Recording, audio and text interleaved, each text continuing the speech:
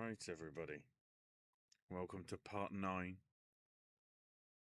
of 2009, where we're going to talk about 9. Have I said that number enough? Anyway, Owen, AJ, and myself continuing to look back, and yeah, there's some interesting ones. Maybe 9 is one. I don't know. I mean, whether it's interesting, I don't know. I haven't seen it in ages, but we'll get to that because I mean, I'm. If we're going by the list that I see, AJ, I think I know where we're starting. Actually, I just want to warn people that I think this is going to be another one of those months that is not particularly exciting. So, something did occur to me that's going to actually start us in a different place. And it's also probably going to make this video peak really early. So, Peak. um, I was thinking as we've been going, and I had an epiphany shortly after the last video where it was like, there's some movies that should have come up by now because we're in the fall now, Mm-hmm. and it's like these were before the fall. Where did we skip ones? And so it occurs to me, oh yeah, what we've been looking at this whole time is a list of the American releases Of of American films. 2009. Yeah. So I googled British releases 2009, and there were three movies in particular that I thought, where are they? And that's where they are. They're not on this list. So I figured I singled out three, and I figure we can talk about those because I'm sure by now we've probably gone over whenever they came out. Because there's one in particular that was one of the whole reasons to do this whole series. Oh wow. So I feel like that's pretty important. It's time. It's time to peak with Britishness. I win. Yes. Yeah, once we get past this British portion here, I don't think September brought us very much. It didn't bring us very much anecdotally either. So, but we'll see what happens. I guess the first one we can mention is In the Loop.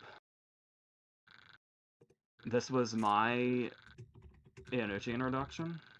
I was not aware of the thick of it or anything like that. So, needless to say, when we meet specifically Peter Capaldi's character and he's speaking the way that he is,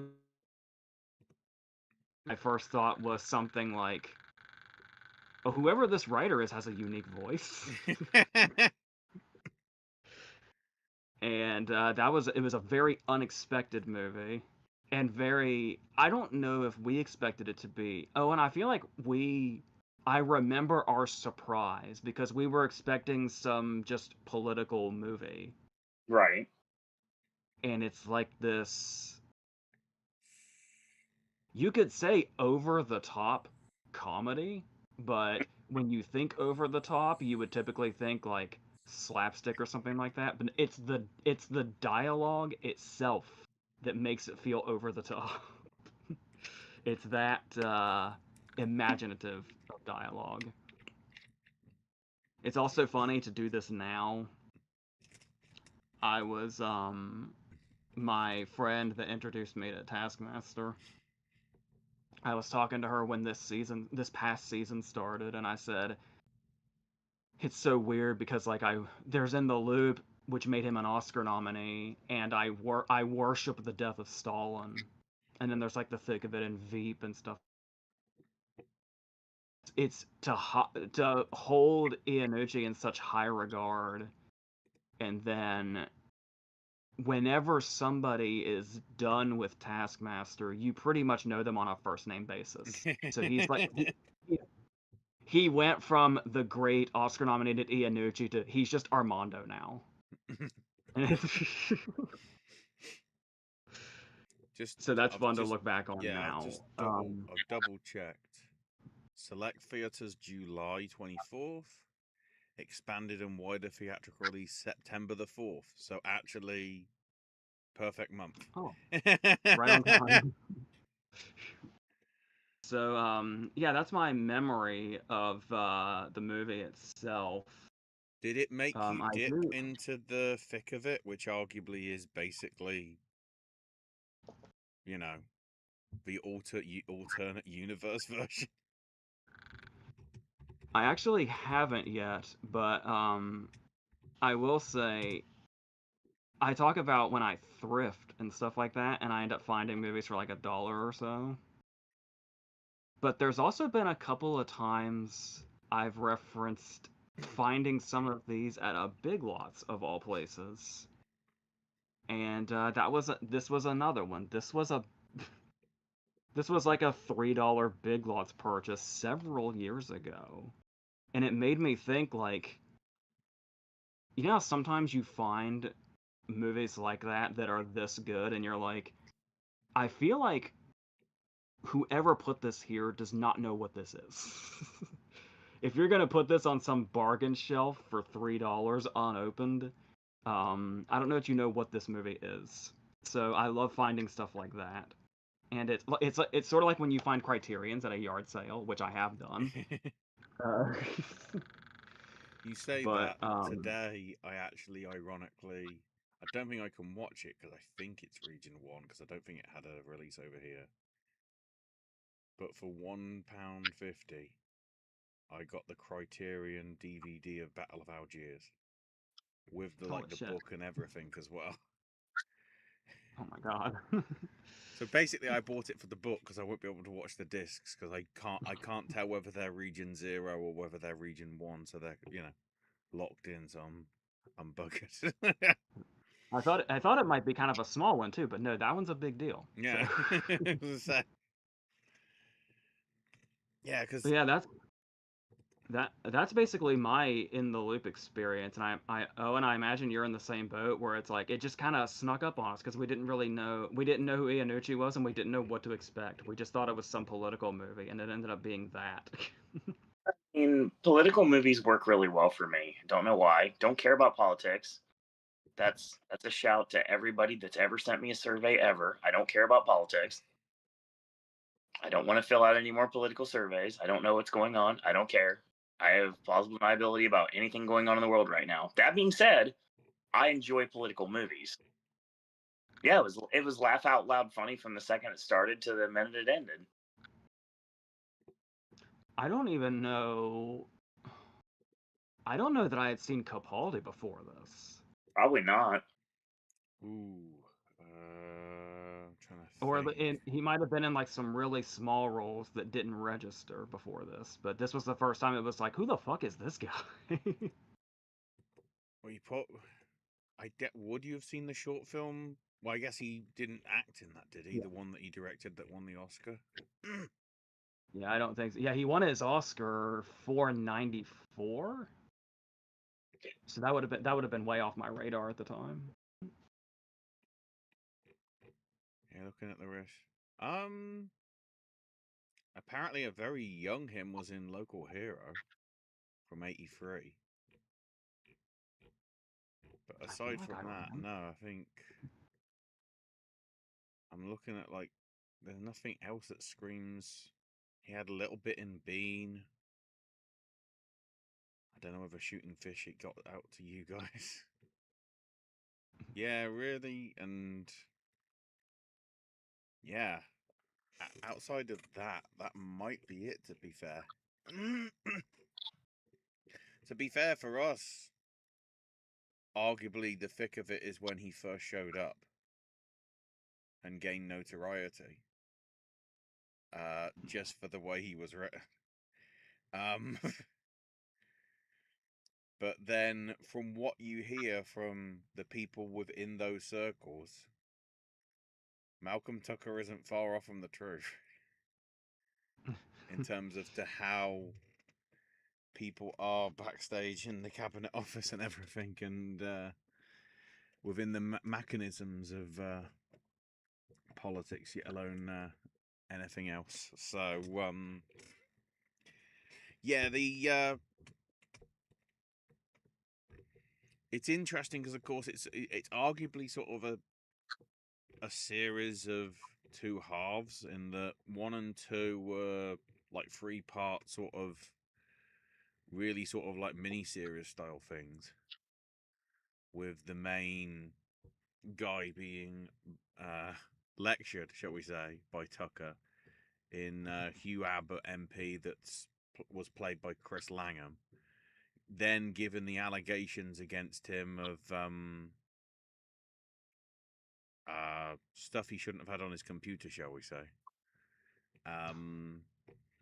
They had like a couple of quote unquote, I don't know if they were listed as Christmas specials, or they were in and around then, that followed a couple of sort of different people within things, and they sort of wrote him out. And then for series 3 and 4, it kind of stepped up further, because I think those were like 7 or 8 episodes long, so like the same length as if you combined the first two series and the specials together, basically. Even though I think the specials might have been feature length.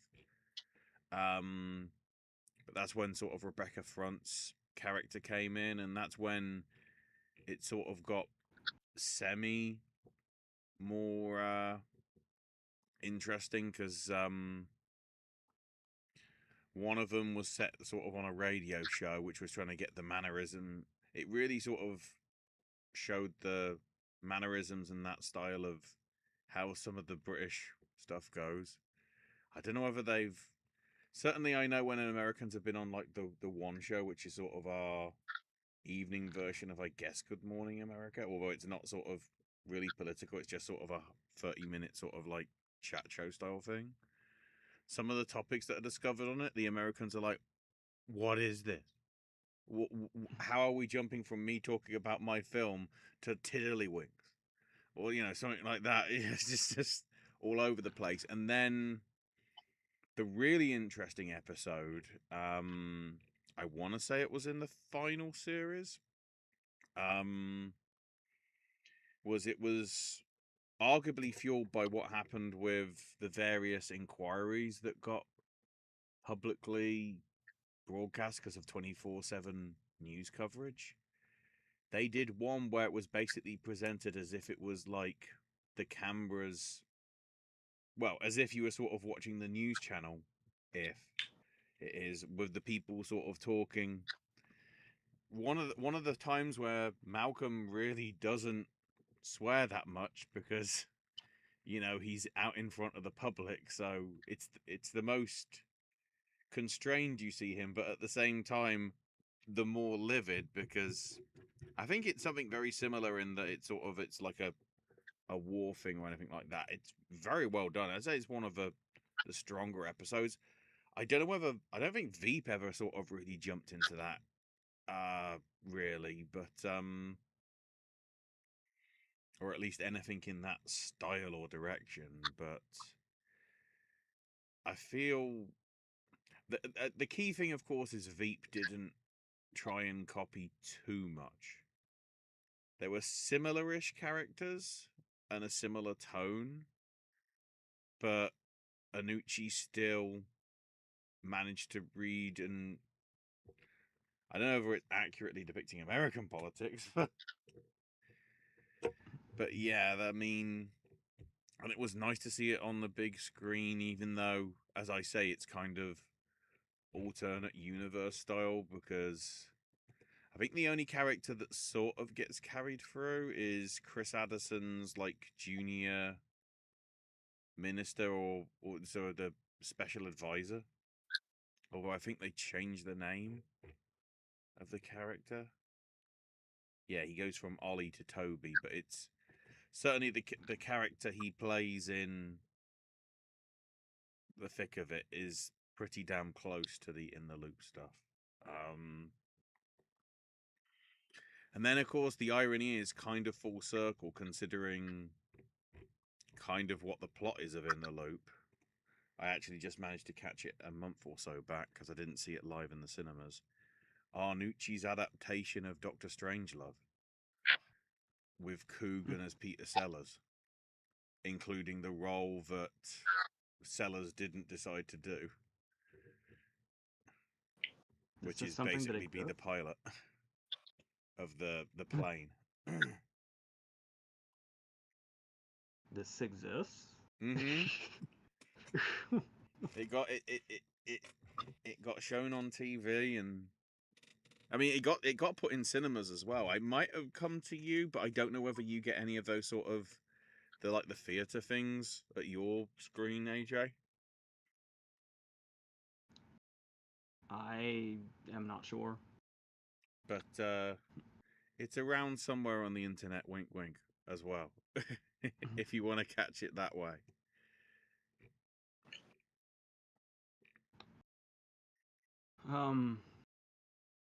Another movie, I don't have much to say about it. I don't know how much Owen remembers, but there's really only one thing that comes to mind when you bring it up.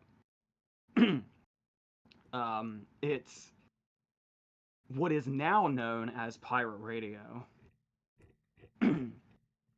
I have a DVD that even says pirate radio. It's pirate radio now. However, oh, and we were really big, to the surprise of nobody, to anybody that would love movies in general or acting. We were kind of obsessed with Philip Seymour Hoffman. Absolutely. And I remember we would stake out his IMDb page. Yes. And see what all was coming. And for what felt like a very long time, there was a movie coming up on his profile called The Boat That Rocked. And again, we were watching stuff at the time that it's actually quite appropriate for this particular topic. So, long story short, and when you and I saw Pirate Radio, we saw The Boat That Rocked. It called The Boat That Rocked too, and that was actually what the movie was.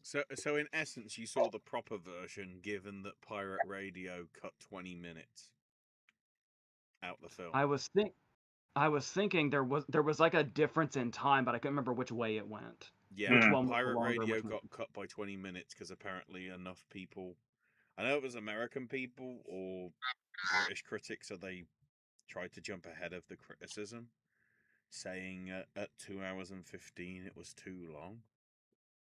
But considering like a lot of the stories that you've got to tell, I'm kind of surprised that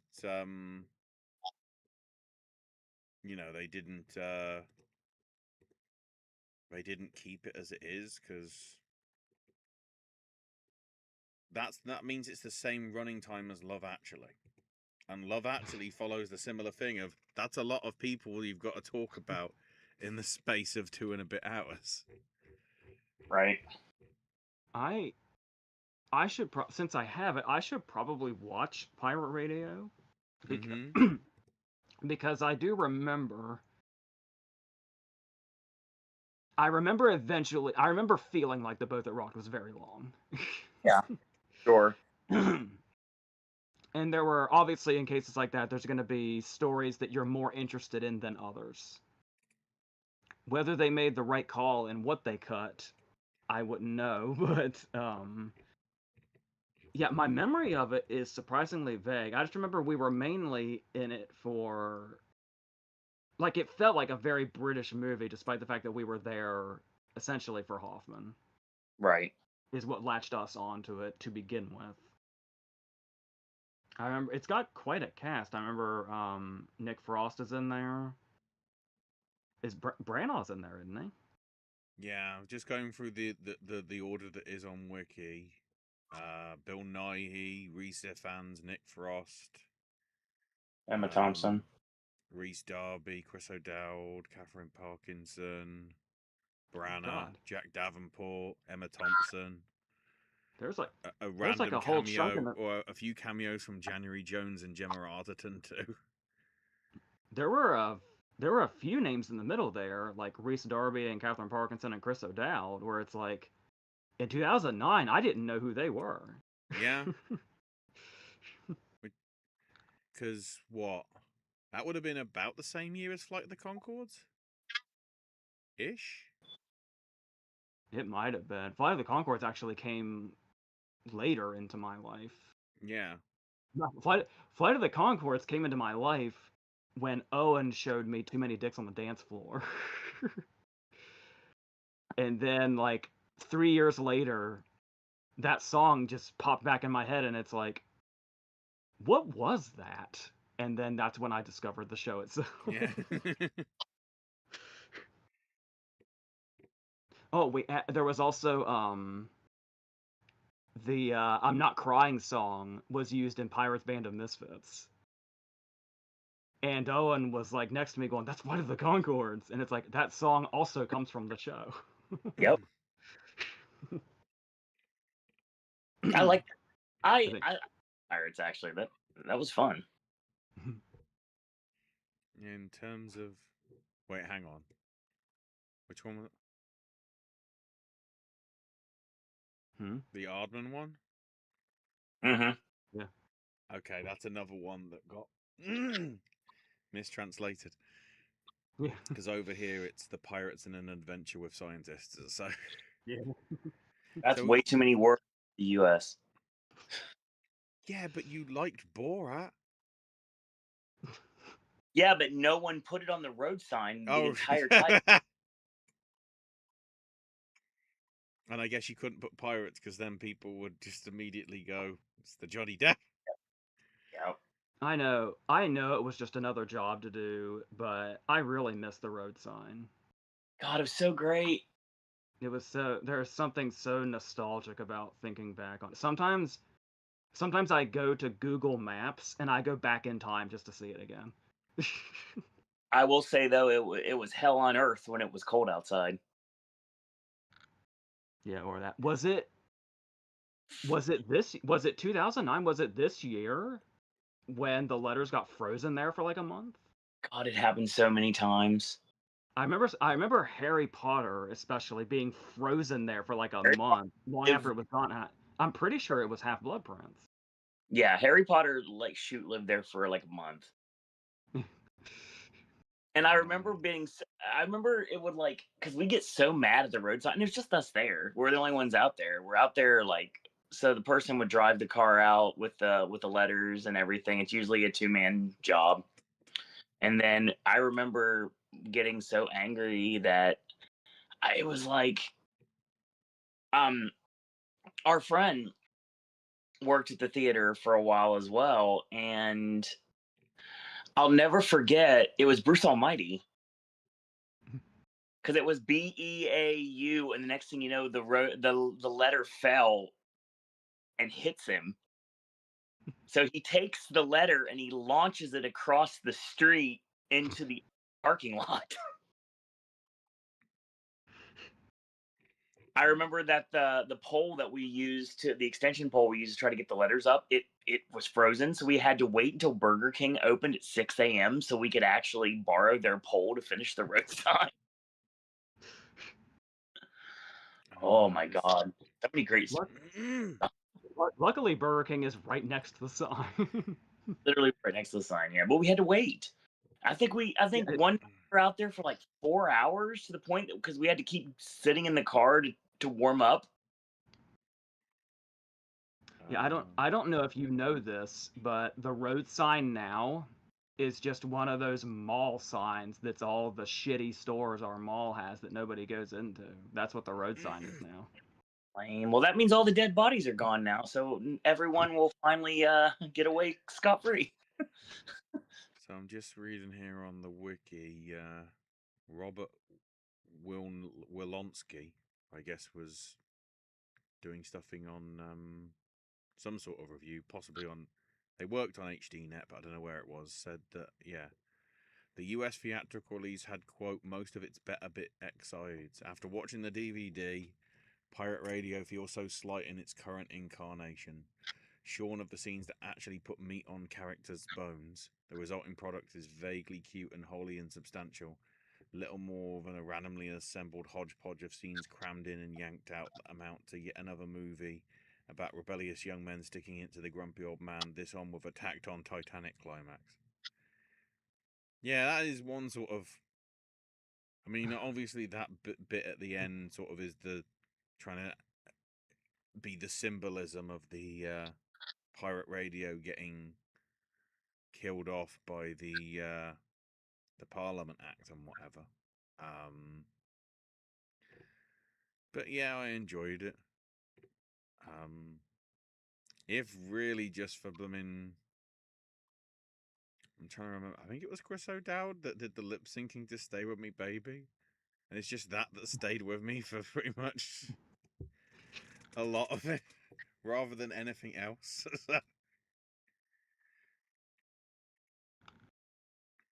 So, I've Oh, saved and the best for also last. for you guys, that was actually a November release. But it was weird how Oh. it came out here and on DVD before it even came to you guys. Yeah, if it came out here as Pirate Radio, we saw it long before that. Yeah. we saw it long before the name Pirate Radio existed. Yeah. Yeah, the actual copy is called The Boat That Rocked.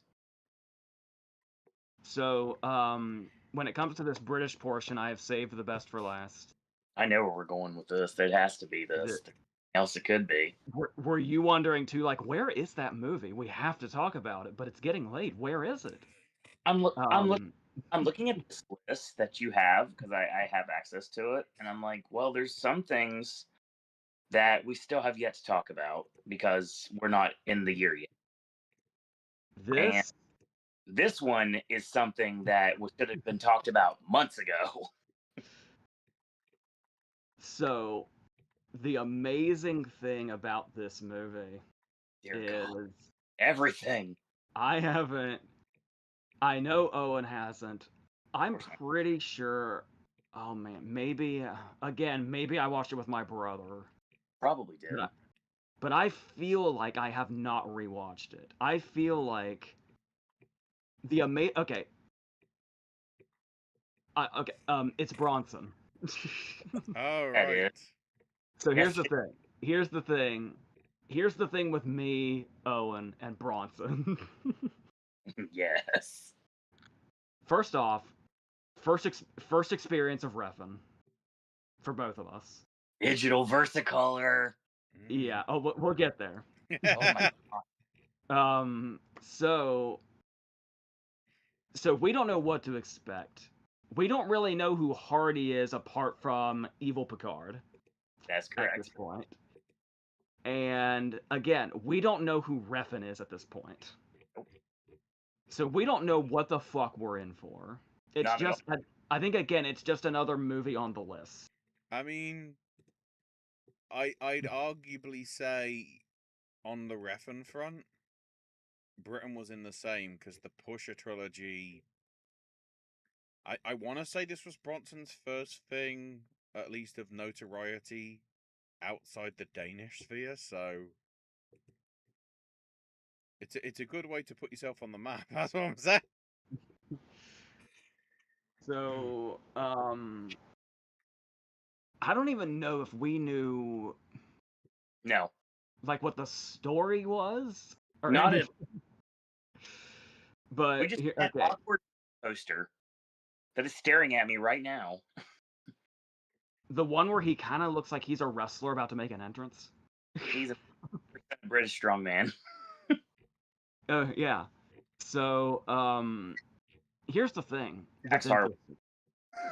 And bear with me when I say this, okay?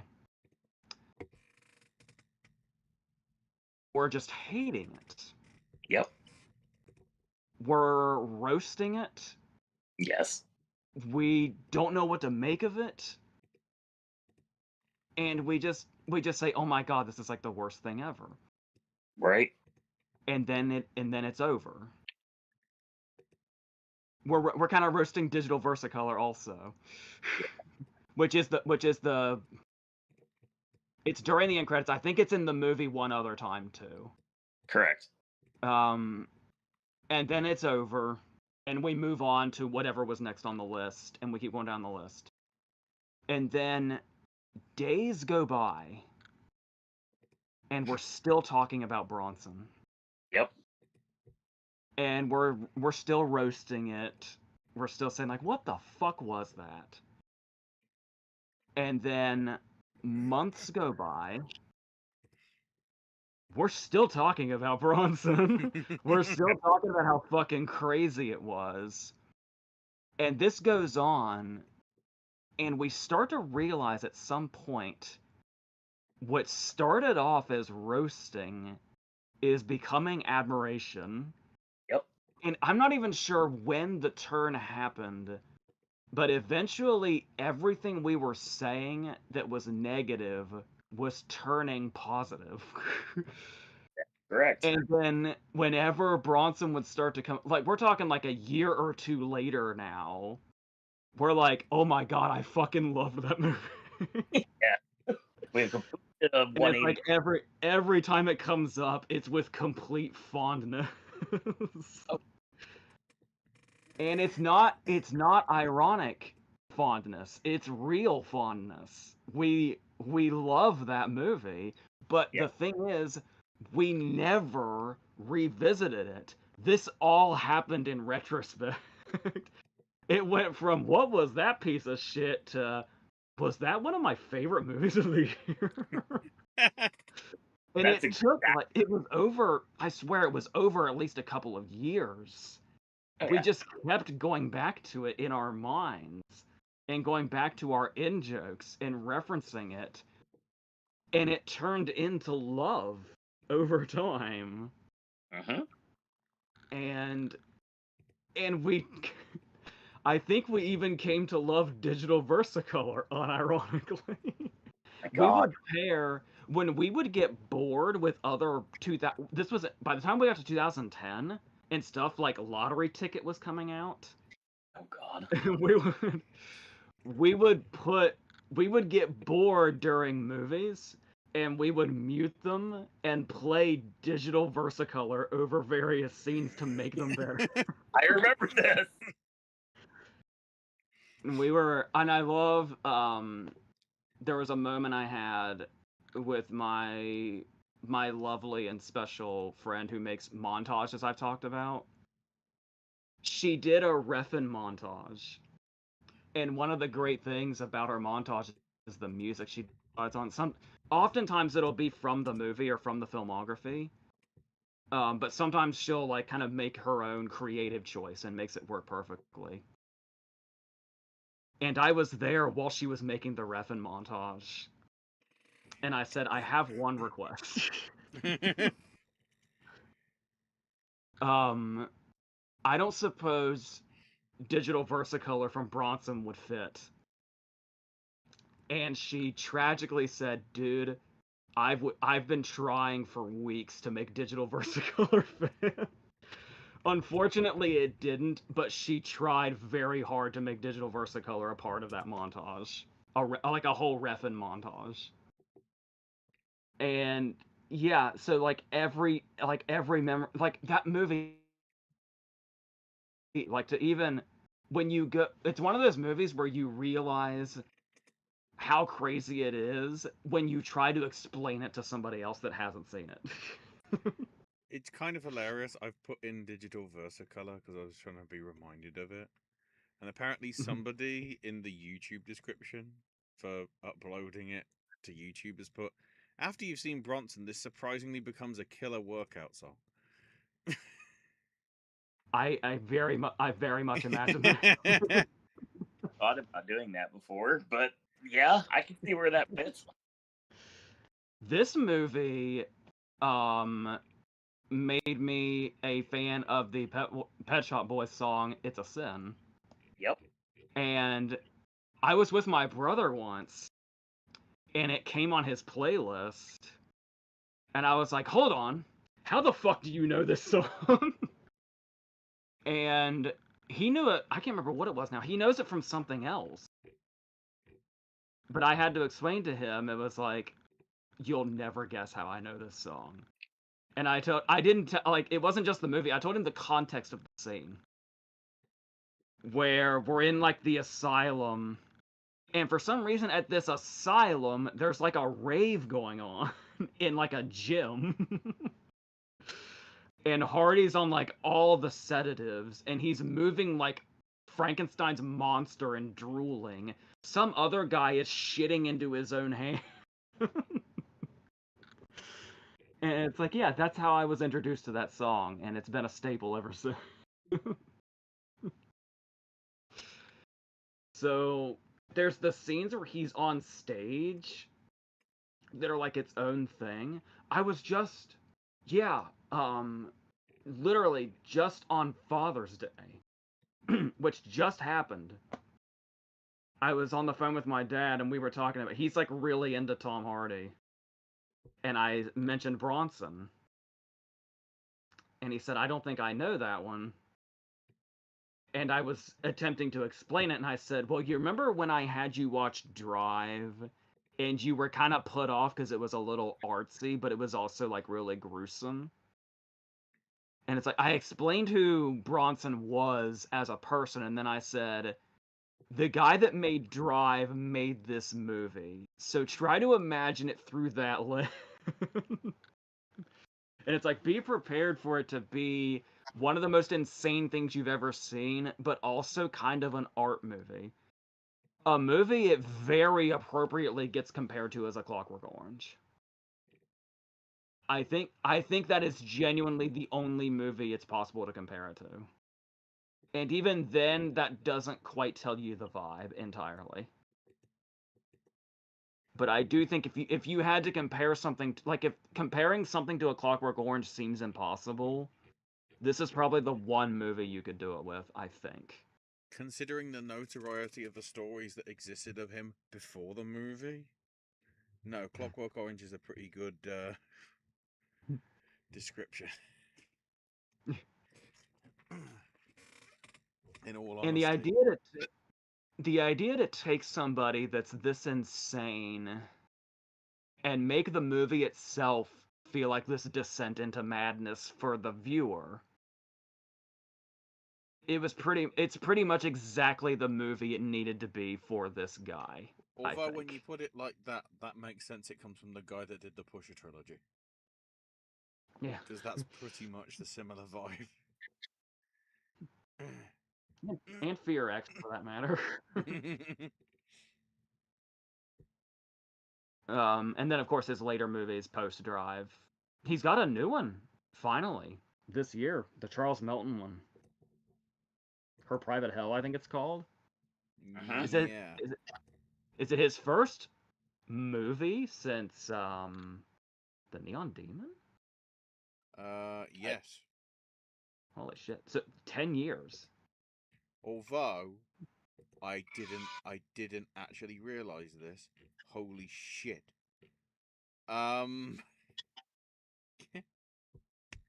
He's doing a Robert Rodriguez. He's doing an insert director here. Although admittedly it's a TV series. I didn't realize this until just reading it now.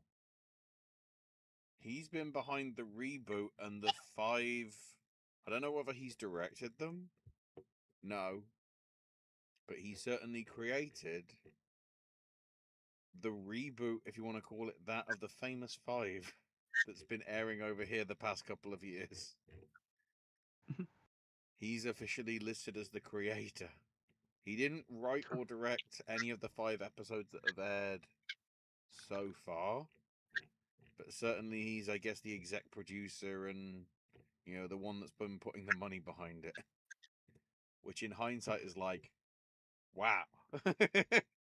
That's, I guess, what he was partially busy doing in between. Maybe. Because he did that Miles Teller thing, which I never saw, but I heard decent things about, if I remember correctly.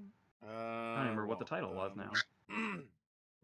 It was a mini series with Miles Teller. I See Too Old to Die Young.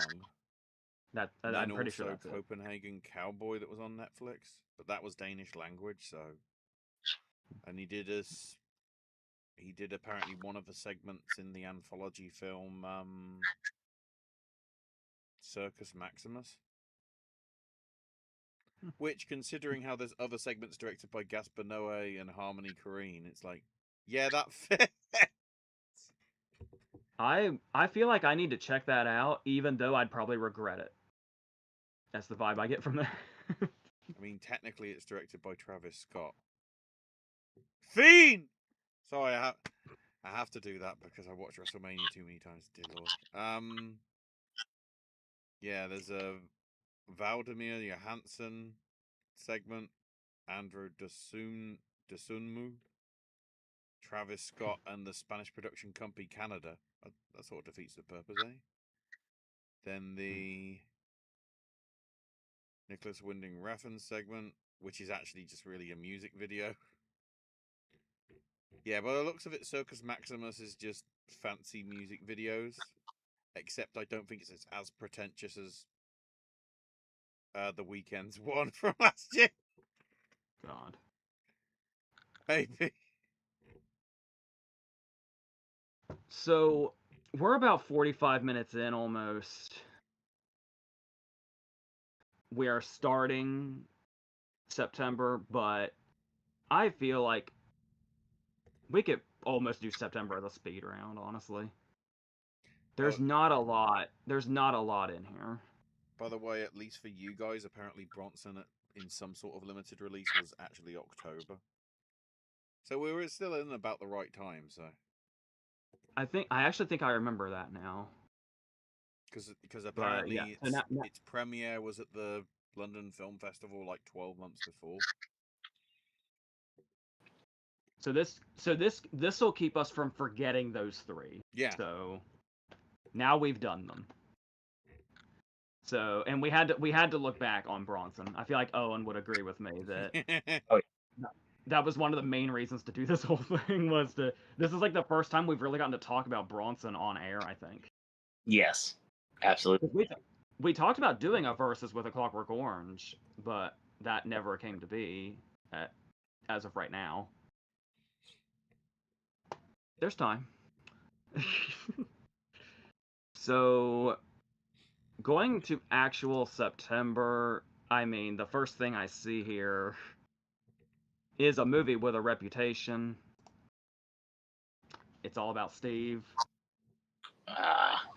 This is the Sandra Bullock is stalking Bradley Cooper movie. And honestly, I remember more about the venomous hatred everybody had for this movie more than the movie itself. I think mainly it came from the fact that the protagonist is a stalker.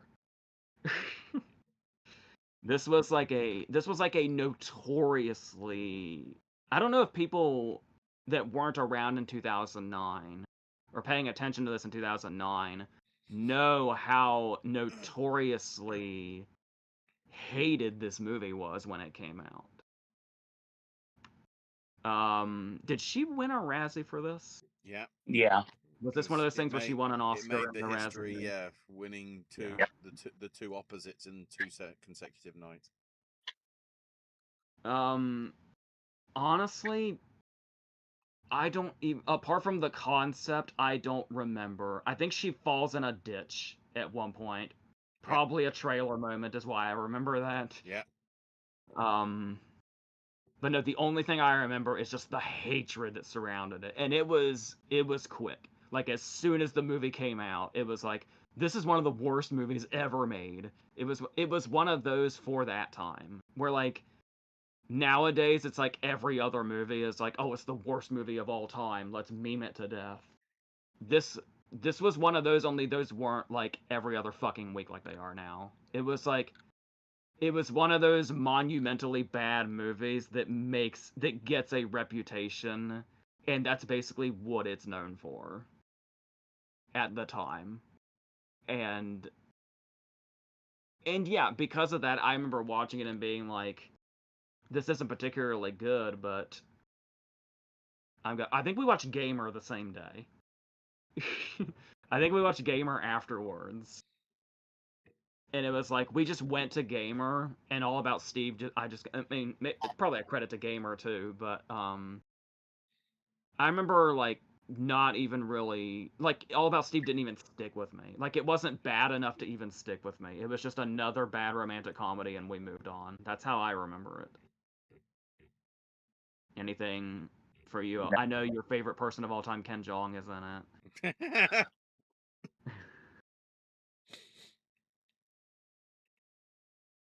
No, don't remember. The irony is, like, the director followed it up with Chalet Girl, which actually wasn't bad. I pretty much enjoyed it. Maybe it's because it's a different script, I don't know. And then the only other thing he directed in terms of movies was the Good Burger sequel from a few years back. Other than that, it's like various episodes of TV or multiple episodes of TV, but not much else. But yeah, it wasn't. It was. Once again, it's like. It's sort. I don't want to bring it in comparisons to Obsession, but it's like. Why am I supposed to be rooting for Bullock's character? They'd be a wonderful double feature.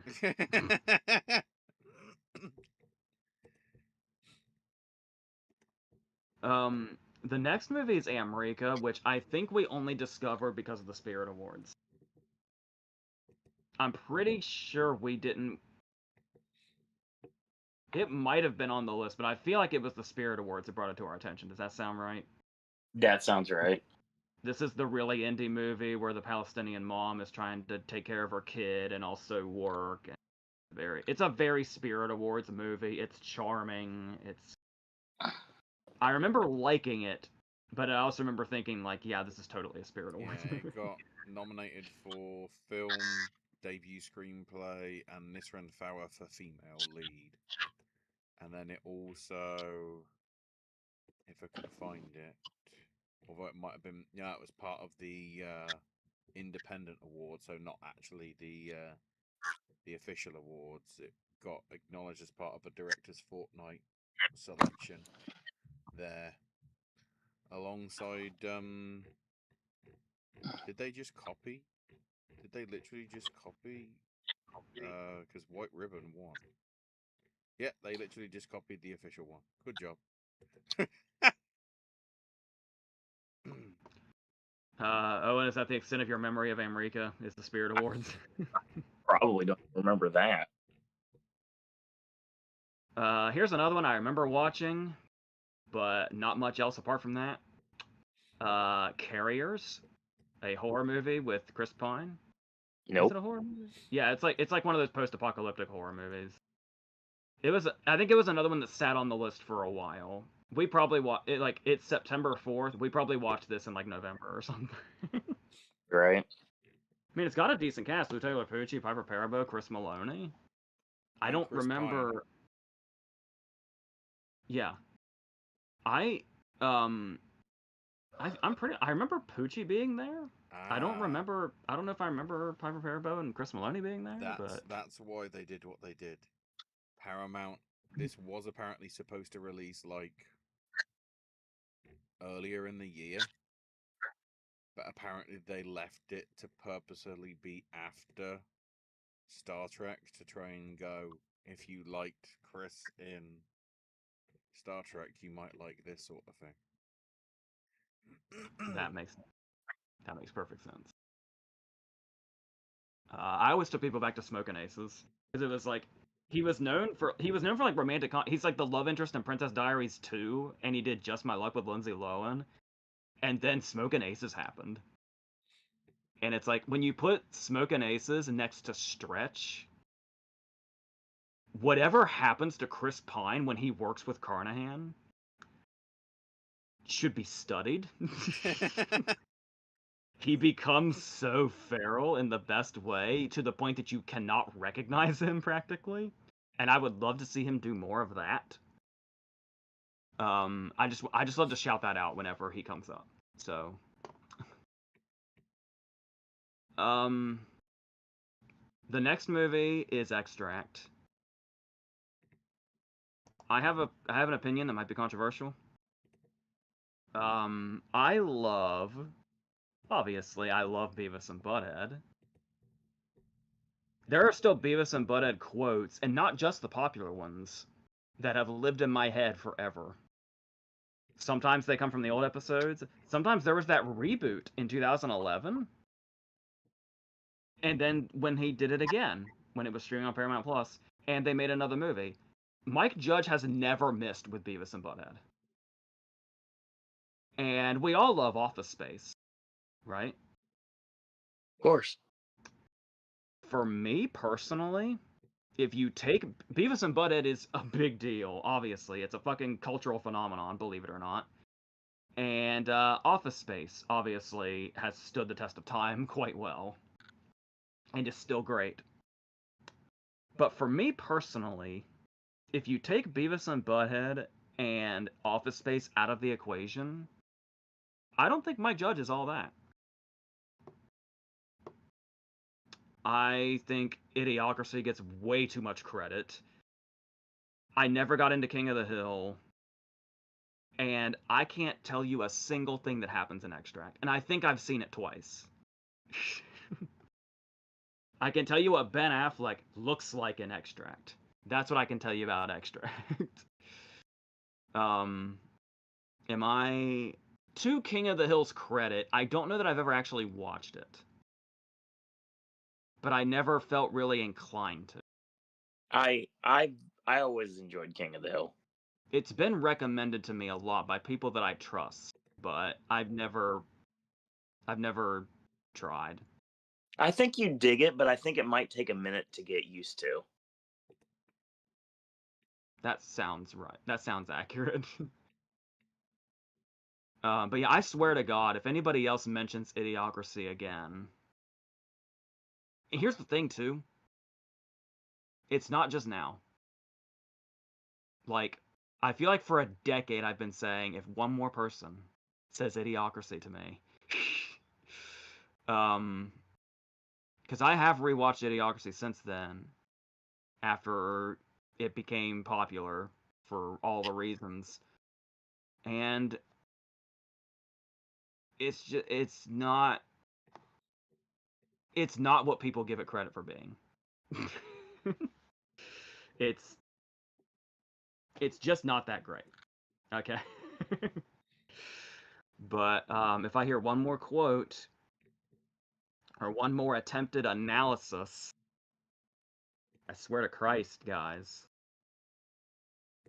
It was just in the fucking news again because the New York Times did some stupid poll or something. But this is all just to say I have no opinions on Extract because it's a nothing movie. Anything, Owen? Do not even remember the existence of this movie. Yeah, our theater didn't even get it. Nope. We had to find it. And it wasn't really worth it. It's not, I don't remember it being bad. I just remember it being like, who cares? You know, weirdly enough, like now I can actually say that about movies that I've watched this year. Like I don't like the movie. It's just kind of there. And I fucking love Bateman. You would think Mm-hmm. you'd think something would click. But No. the movie is just, I don't remember a joke, I don't remember a scene, I don't remember anything. It's just something that happened. Can we talk about Gamer, please? Oh, just the Soderberghs here in terms of let's put 2 movies out in a year. So we talked about Crank 2. Yes. And and I've already done a video on Gamer. My opinion of Gamer is out there. Not just from the video. If you know me, chances are my opinion of Gamer has come out. Very true. Yeah, like what I was saying when we were talking about Crank 2. By all accounts, if you add up the whole equation of my taste in movies, Gamer is a movie I should not like. You are absolutely correct. It's particularly the style, mainly. But I was really excited for this movie. And not only did it not disappoint, I think it exceeded my expectations. And honestly, you would think it would be one of those movies that gets a little dated, especially since the concept isn't brand new. But no, I could still watch this movie today and love it as much as I ever have. It was not a long time ago I watched it again. And every time I watch this movie, I get so psyched up. Like it's over the top, it's frenetic, it's gross. It's everything I shouldn't like. It's everything that I disliked about Crank 2, but the pieces actually fall into place. I think the presence of Michael C. Hall helps a lot. Because even though he's also playing like kind of an over the top, or maybe now we know not so over the top, billionaire tech bro that got out of control, it's almost like he adds a grounded nature to all the insane shit that's going on here. Especially when you know that he's behind all the insane shit. And then on top of all this, you get a big bombastic Gerard Butler action movie. And then you're in this really fucking bizarre futuristic world where news anchors can say whatever they want and it's normal. People are living inside these simulated worlds, some of which are insane post-apocalyptic hellscapes, some of which are supposed paradises, but even the paradises have really fucked up shit going on. It's a wild movie, and I love to put up. I mean, I've said good things about the first Crank, but if you want to talk about what Nolan and Taylor did as far as their style goes, what they were trying to do through all of their movies is easily, it feels like this movie is what their style and what their ideas were made for. Like, this was the movie they were born to make for the way they make movies. To some extent as well, this is what Serenity should have been. Yeah. In that aspect. You, of course, mean the McConaughey movie, not the Firefly movie, of course, to differentiate. No. Yeah. But I've been the game. Well, the quote unquote the gamer reveal. Milo Ventimiglia is in this, and he has a name you can't say on YouTube. And and for the longest time, we just called him that. I don't know that he would like that, but that's what he was to us for a long time. But yeah, I pretty much since 2009 I've been propping this movie up for 17 years, and I'm honestly not. I'm not tired of propping this movie up. Anytime that I get a chance to talk about this movie, I get amped up all over again, and it's been 17 years. Oh, and do you have any particular memories? I'll say, that Milo's character name got a lot of traction with us for a long time. He joined me. And think about this. Think about the impression that left. He's probably in the movie for 20 seconds.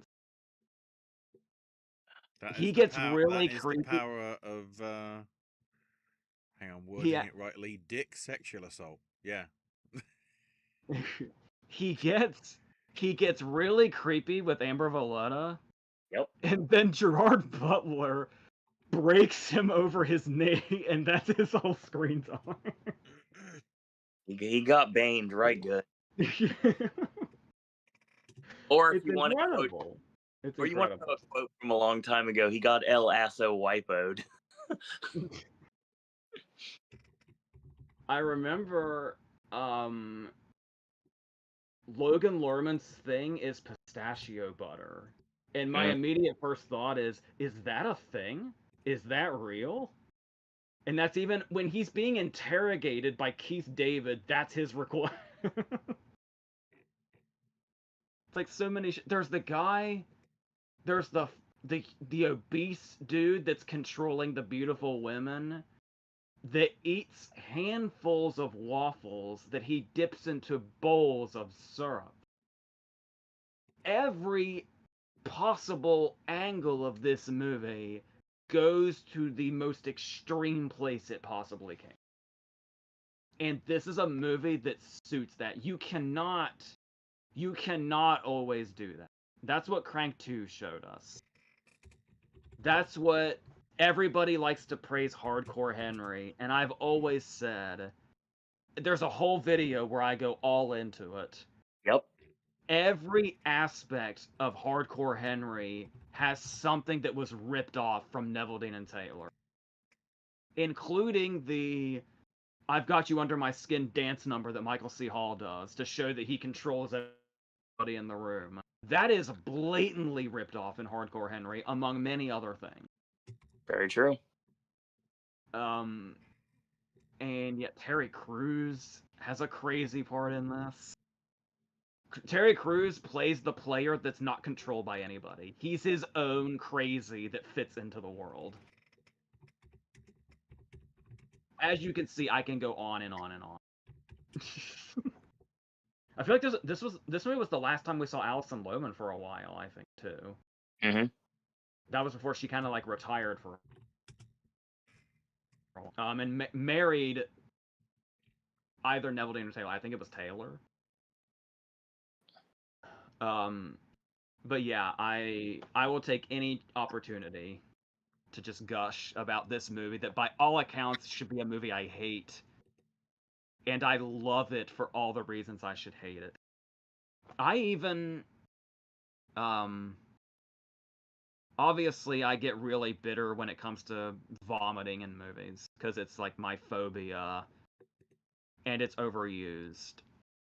But there's a moment in this movie where Gerard Butler needs a getaway vehicle. So he chugs alcohol, vomits it into the gas tank, and makes the vehicle run on that. While I can't look at that scene, I throw up my hands and surrender and say respect. No pun intended with throw up my hands. So, yeah. I could go all day. Do you guys have anything else?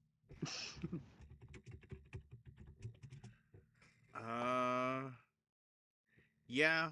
I mean, it's a shame that this is the last thing we've seen them write and direct, at least in terms of movies, because obviously Jonah Hex they only did the writing on, and the Ghost Rider sequel they only did the direction on. Although I have found the irony. I literally said Soderbergh 2 in a year. Gamer was the second feature film following Che to be shot with special handheld Red 1 digital cameras. I didn't realize that. The link is even closer. Also, I just would not have thought to think those two things have something in common. Yes, I know. It's weird, and although to be fair as well, like Neville Dean hasn't done anything since Panama, which I feel was straight to video, like however many years back. The only thing that might have got a cinema release was Vatican tapes, like 10-ish That would have been years a ago. small one, probably. And then I guess Taylor fell off the wagon more so because he wrote and directed Hellboy the Crooked Man, i.e. not a Hellboy movie.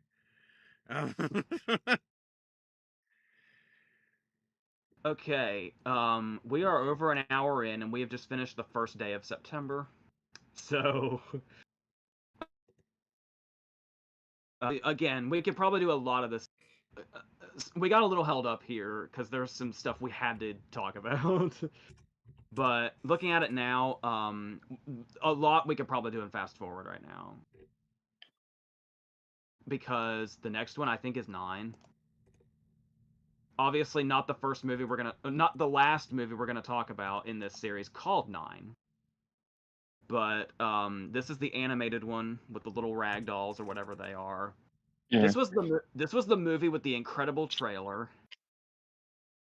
Oh my god, what's the name of that song? Shit. Anyway, it's an incredible trailer. It's a badass trailer. It is, however, not a trailer for the movie you're getting. Nope. Which I think caught a lot of people off guard. It's still a fine movie from what I remember. I did end up seeing it twice. Because you and I had the double feature of All About Steve and Gamer. Later on, I had the double feature of Gamer with this. Insane voice cast. That's what a lot of the trailer was just showing the names of the voice cast. That was enough to get you amped in itself. And I'm gonna be honest with you, I don't really remember much about like the story of the movie. I remember a fair amount of the visuals, but not much else. Anything? No. I'm just looking. The trailer they released had The Captain from The Knife and Welcome Home from Coheed and Cambria. Welcome Home was what I was looking for. Yeah. So he, So yeah, this is one where it's like I wish there was more to say, but for me, there's not. It sounds like Owen. It sounds like you're in the same place. absolutely. I liked it, but I can't tell you how or why. Yeah, I haven't seen it in years because I think I saw it when it was on some sort of Channel 4 broadcast. Within a few years of at least it coming out, but yeah, it's something where I'm surprised that we haven't seen him do anything else really. Because I'm looking at it, he did a TV series that he was exec producer on called Fright Crow, and that's about it.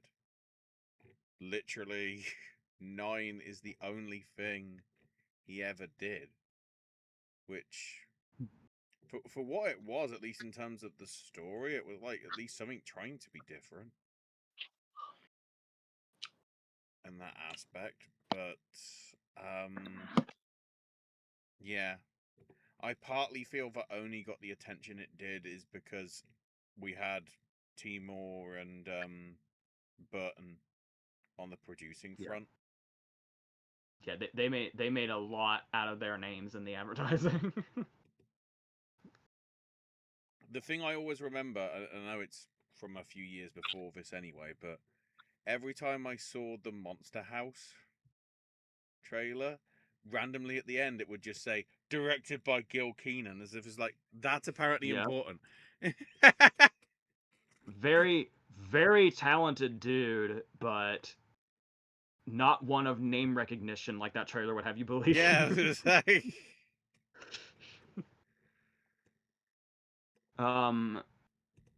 The next one is a little thriller called Beyond a Reasonable Doubt with Michael Douglas and hey, does anybody remember Jesse Metcalf?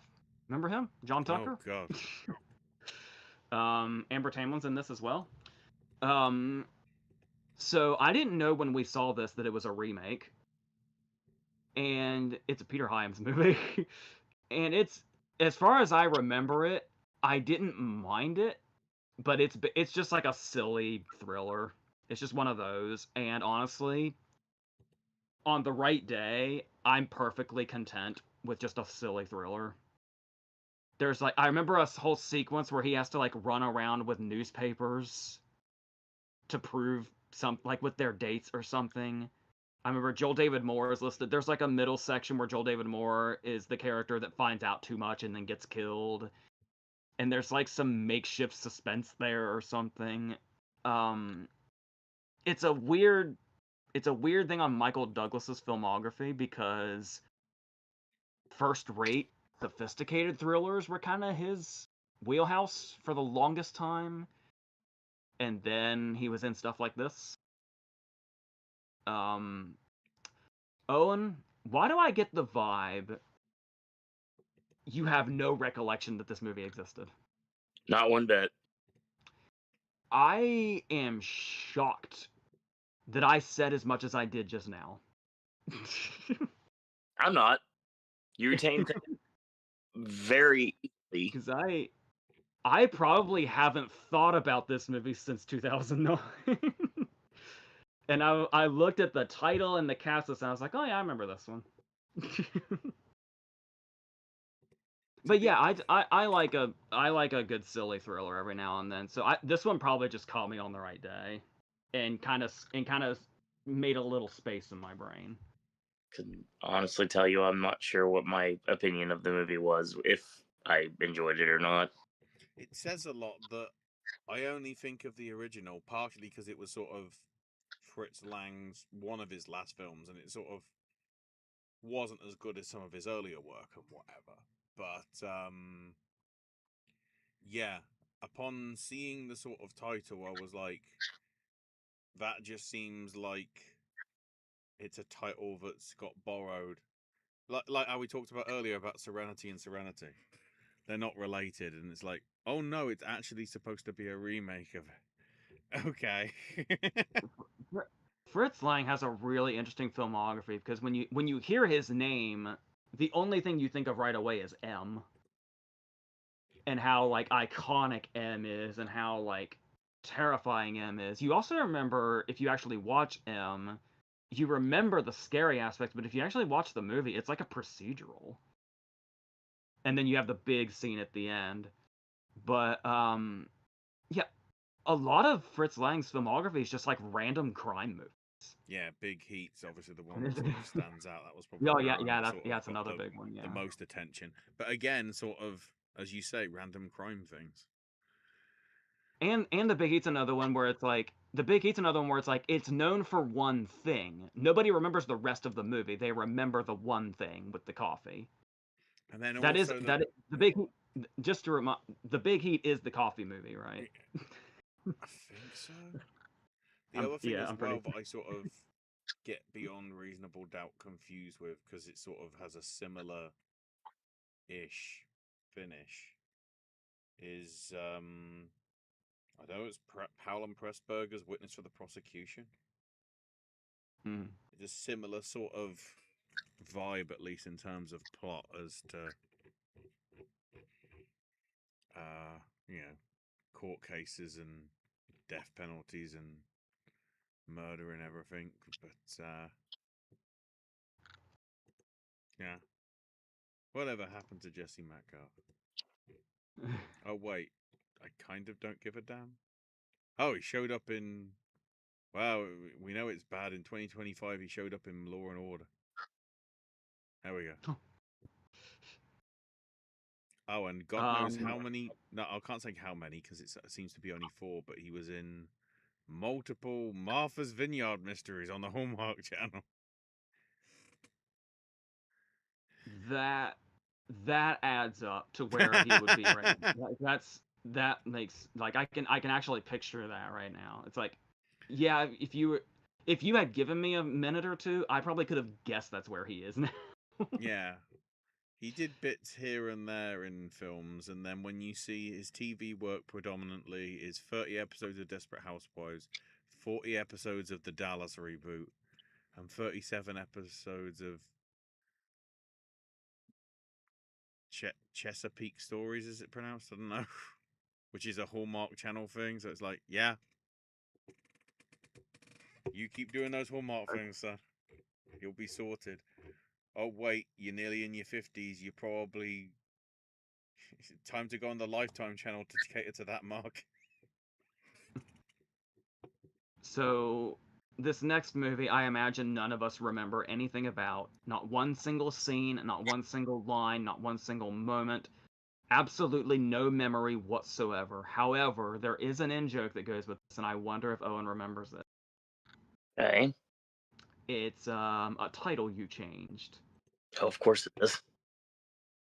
Do you recall a second Tyler Perry movie this year?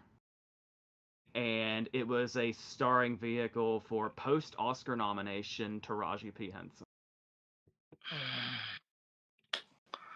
It's a very bizarre title, and you turned it into a more memorable. What's the movie called? The real title is I Can Do Bad All By Myself. I can make bad movies all by myself. Yeah. Yeah, definitely remember that. You calling it that is my only memory of the movie. My guest said the same thing. I remember it being a big deal because Taraji was fresh off her Benjamin Button nomination. Right. And this was like a starring role for her, and she had been supporting roles up to this point. Right. So good for her. Yeah. But at the end of the day, it's still a Tyler Perry movie. So, is that about it? Yep. This next one. The only thing What's I it? want to mention, having looked through the credits, is of course Medea's in this, so it's part of the Medea universe. But it's like, how the hell did he drag not only Mary J. Blige into it, but also Gladys Knight? What the hell? Apparently, Tyler Perry's very charming. Then again, He's apparently fake. on Rotten Tomatoes, it's actually one of his most liked films. Until it says A Jasmine's Blues from like 5 years ago. So, like, I guess that's what happens when you have barely any Medea references in your stuff, even though apparently it is part of the MCU. And I don't mean Marvel. It's officially listed as a Medea cinematic. You see what Marvel did? Everything's got. I don't like multiverses. Stop it. I like multiverses as much as I like AI. Speaking of remakes. Speaking of remakes, like we were just talking about. Yes. This next one is actually a movie I've reviewed on this channel very recently, and I'm still burnt out on it because of that. So I don't really have anything to add. It's Sorority Row. Yeah. It's a remake of The House on Sorority Row, and I did an original versus remake of it in the last year or two. Yep. And it's embarrassing. It's very bad. Honestly, The House on Sorority Row is not great either. So remaking it and not even really trying to remake it, it's really kind of an in-name only remake. I just remember I brought this up in my video, but one thing that really stuck with this movie, to give you an idea of how bad this movie was, this is one of those movies where the trailer, it's a horror movie. It's a straight up horror movie. The trailer got laughs. Mm-hmm. And I feel like, honestly, we didn't see that very much. No. Like, you would, like, there would be moments or something, but yeah, and it was the target demographic for this movie that was laughing at its trailer. And honestly, that's the only thing the movie itself lived up to. But yeah, I'm trying to remember if this was one of the things that got. I think I'm getting it confused with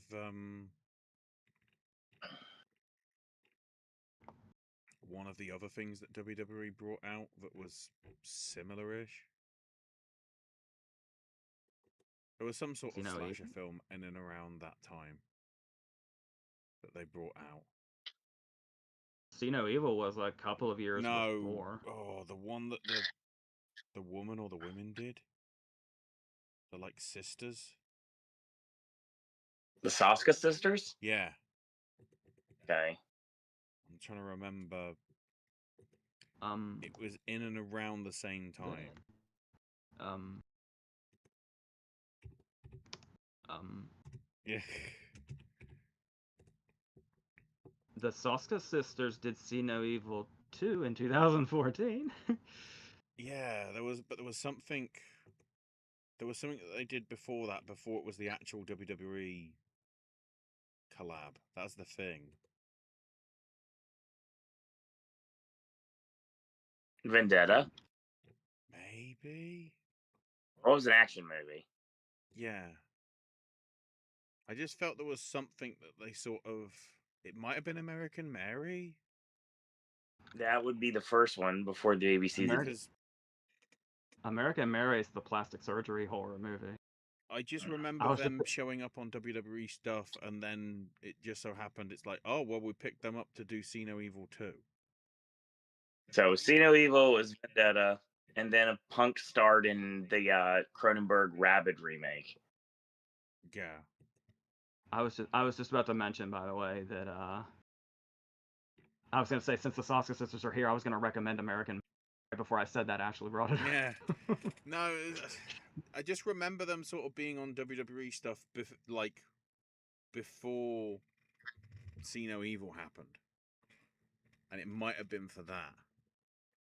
I vaguely the problem is I searched WWE Sorority Row because I vaguely remember that being like something that they might try to have like sponsor a pay-per-view or whatever, or you know, Back, in that vein. But the only thing I back get then, up is the whole sorority sisters renaming. I vaguely remember like stuff around then though. The thing is, we'll get to it because it's literally this month. If you want a sorority film with women being serial killers, we'll get to that.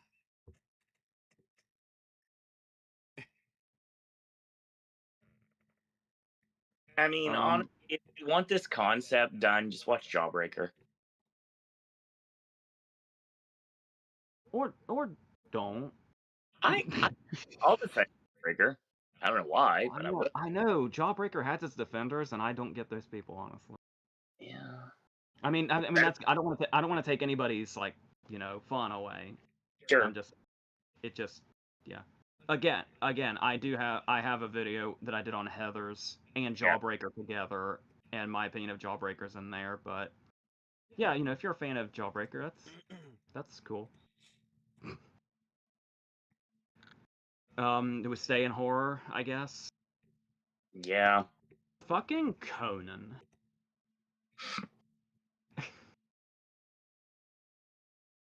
Okay. You want to know where this is going? Kind of have an idea. Go ahead. So Kate Beckinsale did a movie called Whiteout. Yep. It's this horror movie where they're on like a compound or something. There's a guy in like a park or something going around killing people. So, whichever show Conan had at this point, was this like his transition period almost? It would have to be. I want to say it was a late night interview though. But he was I know the job of somebody interviewing somebody is to prop up the product they're promoting. Yes. And sometimes a host, sometimes you can tell if they've seen a movie or they've read a book. And whether or not they like it or not.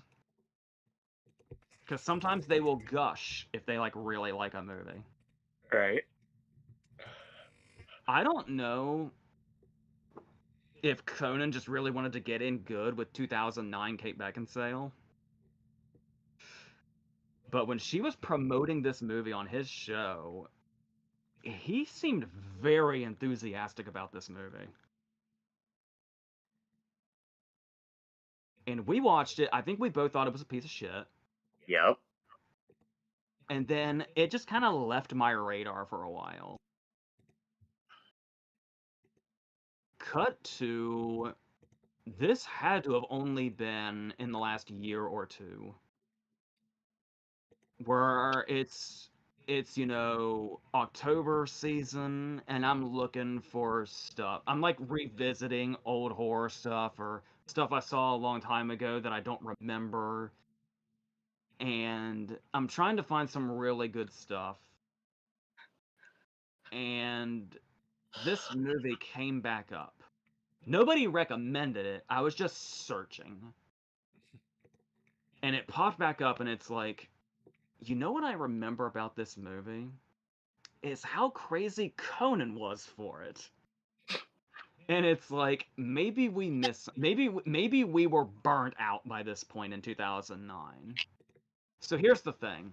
I'm looking for something just horror-y, and my expectations are like, you don't have to be perfect. I've gone down Tubi rabbit holes now, and I'm finding absolute shit that I'm actually really liking because I'm just that much into horror now. Like, you don't have to do much in horror to get me invested because I just like the vibe. I like feeling like I'm in that October season. Sure. So it's like, by all accounts, in any way, a movie like Whiteout should click now. Remember I said this was only in the last year or two? Yeah. I've already forgotten it again. Of course. I rewatched it in its entirety. Was not into it. And now already could not tell you a thing that happens in it. You could convince me that this movie doesn't exist. And I would eventually believe you. The problem I have is arguably this movie is why she didn't do the Underworld sequel. Or, like, properly. Because I think they just used archive footage. Like, I'd prefer to have seen her in something that's like Ham like that, rather than something that arguably, like, shouldn't exist, really. I always get it confused just because of the generic title with, I think it was the following year there was that Frozen film.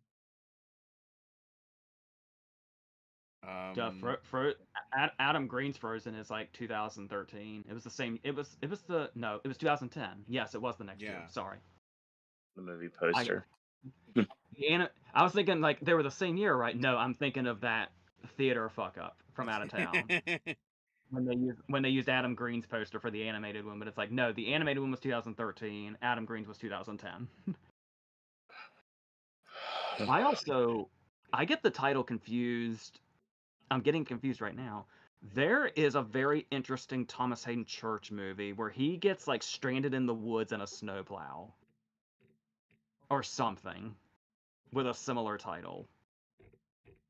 And off the top of my head, I can't tell you what that movie's. It's Whitewash. I think that might be it. But yeah. So this movie makes me think of other things before it makes me think of itself. It's another one of those.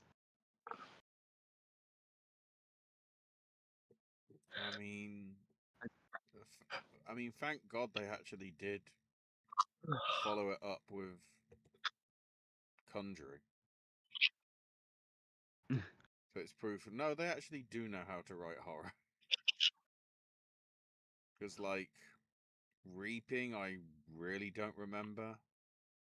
House of Wax is not a great remake, but then, of course, House of Wax itself is sort of going to be dated anyway, plus with all the things that William Castle wanted to do with that back in the day, so... I stand by. I love the Price movie. And there's the original movie that the Price movie is like a pretty direct remake of. This is another video that exists on this channel. I stand by the House of Wax remake. I think the House of Wax remake is fucking dope, and I mean, I will defend Sarah that. does a good job of directing, but in terms of, Mhm. I'm not as much a fan of the script as the original. But again, that's because you sort of the dated times and sort of how you could. I think it helps too. The remake didn't really try to be a remake. It just kind of took the concept and ran with Yeah, it. to some extent, yeah. That reveal that it's not a House of Wax, it's a Town of Wax is a phenomenal twist. I love that.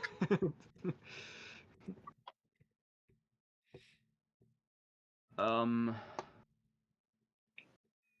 so we can't talk about the next one, but I would like to mention it for an obvious reason really quick. It's The Burning Plain. The Burning Plain came into prominence later because this was like Jennifer Lawrence's first movie. Dude, I don't remember this was not on the list. No. I don't know where The Burning Plain came from, but it was definitely not on the list, and we had a list of everything. Yeah. So we thought. So that's interesting. So, and I still don't think I've seen it actually. So, I find it but interesting for that that, it's the only thing the guy directed, because I'm guessing the advertising probably was it's from the guy that wrote Babel and Three Burials and 21 Grams and Amores Perros. I would have thought. insane list. An insane list. Also, a pretty great cast here. Mm-hmm. But yeah. So yeah, it just wasn't on the list, so it wasn't on our radar. However, the next movie. The next movie is by a couple of guys whose names have since quite risen and are quite relevant right now. In all senses of the word. We're on Cloudy with a Chance of Meatballs. Nice. Of course, everybody knows my love of Bill Hader, who is Flint Lockwood, who he is like the star of these movies. But again, I've got my disconnect with animated movies that had probably started about like around this point. So everybody's going fucking nuts for this movie. I grew up on that book. I'm sure that book is still here somewhere. Maybe in the box under my bed, actually. I'll have Nice. to look. And yeah, I always loved that book. That book was always like the ultimate fantasy. So it's like the fact that this movie was going to exist and be like this big thing, but also giving it like it's like everything had to have some like corporate plot or something. When you made a simple book that had a simple concept into a feature-length movie.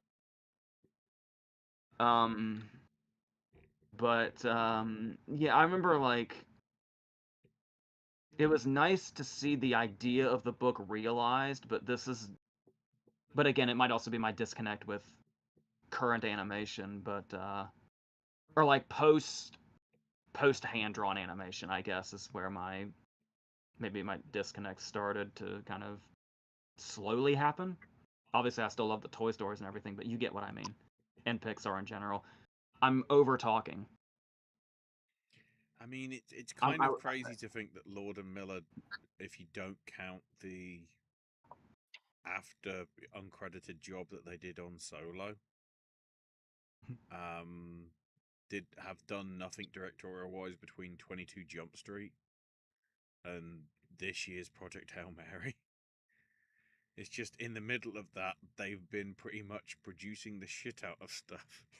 Pretty much all the Lego stuff, Mitchell's versus the Machines, the animated Spider-Man things, the Sheep Detective. We'll talk about that soon. It seems like, they're happy enough producing the stuff now rather than actually, at least directing, because obviously they've They've written all the animated Spider-Man stuff so far. But yeah, it's sort of. I want to say that's where. Yeah, because they would have done very little before that. I want to say. So I want to. I was trying to work out where they sort of got their attention. Maybe. I don't know. It's weird to compare it to How I Met Your Mother, but like that's the only thing of note I can see before 2009. Oh, they were writers on Extreme Movie. The not associated with anything else, but sounds like the whole quote movie Zucker parody things. Yeah, that sounds about right.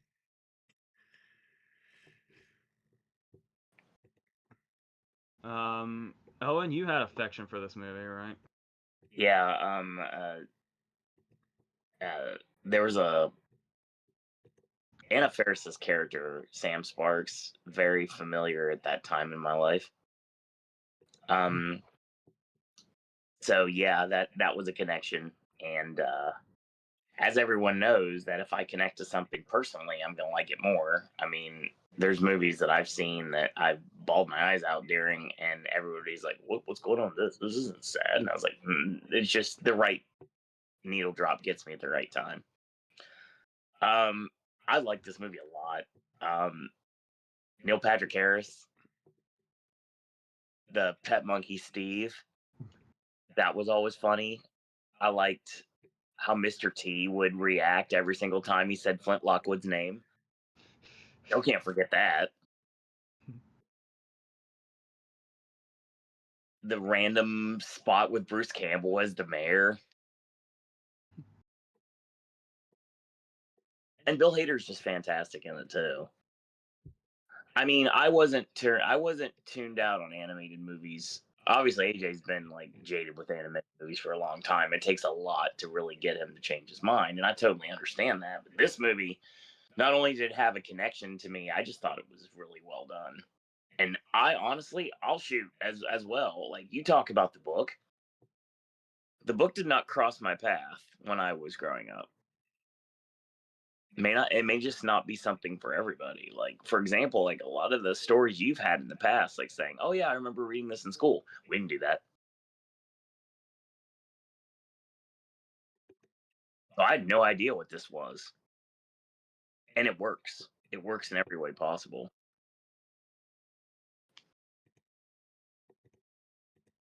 All right, we're gonna go in a totally different direction now.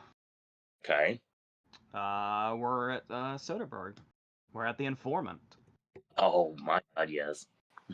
So here's the thing about this movie, though, is I remember having complicated feelings at the time about it. Because this is another one where, again, in 2009, we were seeing trailers constantly. Yes. And over and over and over again for the same movies. And The Informant's trailer gives you a certain vibe. Right. That it's going to be this really big comedy.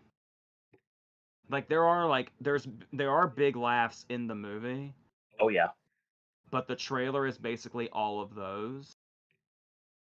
And it's more of a satirical thing than anything else. It's very much a Soderbergh movie. I love the cast too. Oh my god. But the interesting thing is that the advertising making it look like whenever we would see the trailer would get big laughs. Oh yeah. And people did end up coming out for this. Like it didn't make like a shitload of money or anything, but I remember seeing it with a crowd, and I remember it being like, I think it opened like at number 2, which for a movie like this is pretty big. Yeah, Yeah. open behind And- Over Chance of Meatballs that week. Yeah, and in the UK only got to number 10. And I don't think anybody got the movie they expected. The people that probably went that were in other movies with us that laughed at the trailer, those people probably did not get the movie they thought it was. For sure. I mean, it's still a funny movie, Yes, but I think it's much more on the satirical side than the laugh out loud funny thing it was kind of set up to be. Mm-hmm. And seeing Damon play such an odd character like this was really kind of fun and novel at the time. And I think the line that always made the trailer was he was going to be 0014 because he's twice as smart as 007. Which obviously you have to hear his delivery. If you just hear me saying it, it's not. It doesn't. The impact isn't there, but. But there's a lot of that because it's him playing this kind of character, which was really unexpected at the time. And it's a lot more low key than you think it is. But like there's jokes, like there's literally a joke in the title that's very funny. Because the whole concept is that he's an informant and he's so fucking excited about being an informant, he can barely keep his cool. Like he's the worst informant ever. for sure. For what it turns out to be many reasons. And it's just a funny joke in itself that the title is The Informant with an exclamation point. Like, because it's drawing attention to itself. But yeah, it's got a great cast. Oh yeah. Tom Wilson I could go on about all day. And not just the Back to the Future trilogy. Largely, but not all.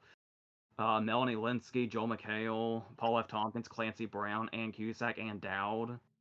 This is the movie where I realized that Ann Cusack and Joan have the exact same voice. Yeah. Because like, you can tell Ann's a Cusack, but there's times where she's talking off camera, and it's like, is Joan in this? And it's Patton Oswalt, Yes. Scott Adsit, Eddie Jemison, Tony Hale, all these people you recognize. The Marvin Hamlish score, I remember you were all about it. Oh yeah. The blink and you miss it. Smothers Brothers cameo was nice. I remember when it got it was a big deal to you when it got snubbed for score because it got Yeah. into the Globes, I think. I was very mad at that. But yeah, I remember having to adjust to this movie because it wasn't what it quite set itself up to be, and I don't think I would have been just been getting ready to turn 19. It's like I don't know that. I mean, obviously I was very familiar with Soderbergh at this point, but even at 18, it's like I don't know that I was prepared for this movie and what it is and the key that it's in at the time enough to appreciate it for what it is. So, but you were kind of an immediate fan, weren't you? Oh my god. Yes, absolutely. Yeah. Is that in a nutshell? Yes. All right. Again, this is one I've already done a video on, and its reputation has kind of already been a talking point in like pop culture as of the last, 5 years, probably more. Um, it's Jennifer's Body, Mm-hmm. which, being a Karan Kusama movie, we should have known was maybe a little more than it was. But I remember, like, the advertising for Jennifer's Body and the trailers, and the fact that it starred Megan Fox, the fact that it was written by Diablo Cody. Yeah, It's like to me that was the this, big thing. It's like they're really trying to say from the person that brought you Juno. and it's like this movie completely set itself up as a teen horror movie, and that was it. And I feel like at the time, I didn't hear anything else. It pretty much had that reputation in 2009 when it came out, unless you were like looking for like think pieces or essays or whatever. And it was only relatively recently, I feel, that it went mainstream, that this movie has much more going on than just being a teen horror movie. And like I went into all that in my video. You can read about it, but yeah, this is one of those movies that had a very, very different reputation when it came out versus what it has now. And it's interesting to still so vividly remember it just being seen as like a teen horror movie that Megan Fox was just supposed to look hot in and then kill people. Owen, where were you? Owen, you mentioned before that you were not on this Megan Fox train. A lot of people were on. I was never, ever on the Megan Fox train. But of course, to counter it, you were very much on an Amanda Seyfried train. I was 1,000,000% on the Amanda Seyfried train. Yeah, so you were kind of coming at this movie from like, so you liked this movie in a sense, but not in the way everybody else did. I didn't like it at all. No. Just because I like somebody in a movie doesn't mean the movie's good. I never liked this movie at all. Wow. Am I standing alone? Who on this? is an acquaintance that loves this movie like to death, and now loved it when it came out, loves it now that it's getting like re-releases and things like that. I know that's happened the last couple of years, and loves the character and everything like that. Has like cosplayed as the character and everything. I just never got into the movie. It wasn't my thing. Yeah, I like Amanda Seyfried a lot. I still do to this day. But the thing is, still, I just was never a Jennifer's Body guy. Not even close. I mean, I don't want to say I love it, but certainly if it's on the TV like it regularly is over here, I don't Fair. mind having it on in the background because, at least from what I can recall, it's the only thing of Megan's work, maybe apart from being okay with her April O'Neil interpretation in the two Turtles films. This is the only thing I've liked her in. Really? Yeah, look, I whatever I said in that video, I did it as a versus with teeth,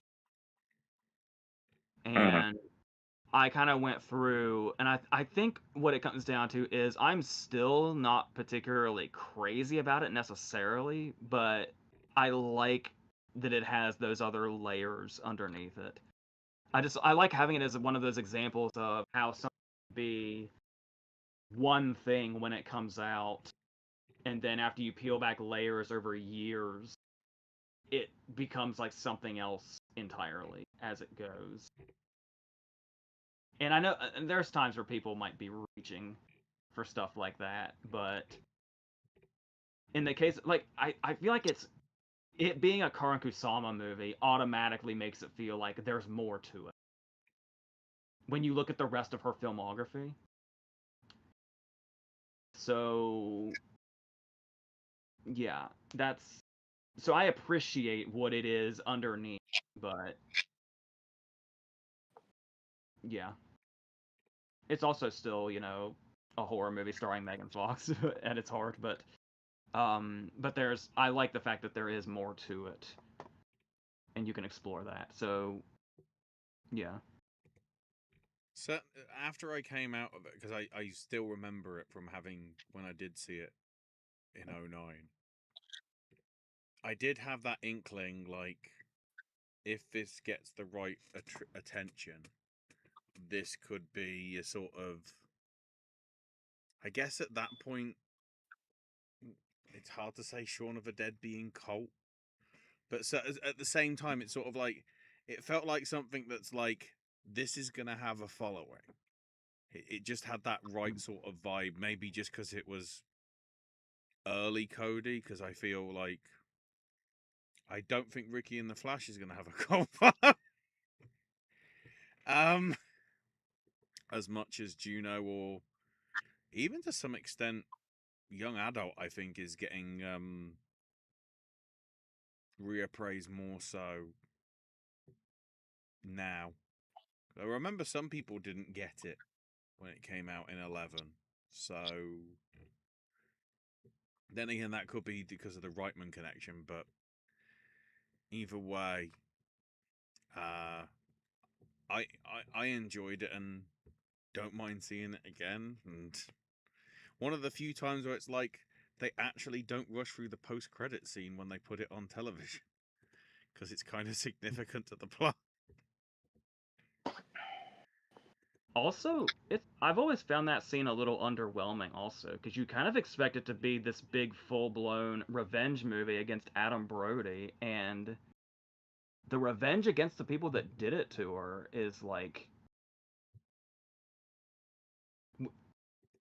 we barely see it. Yeah, semi off camera, just showing him basically police shots.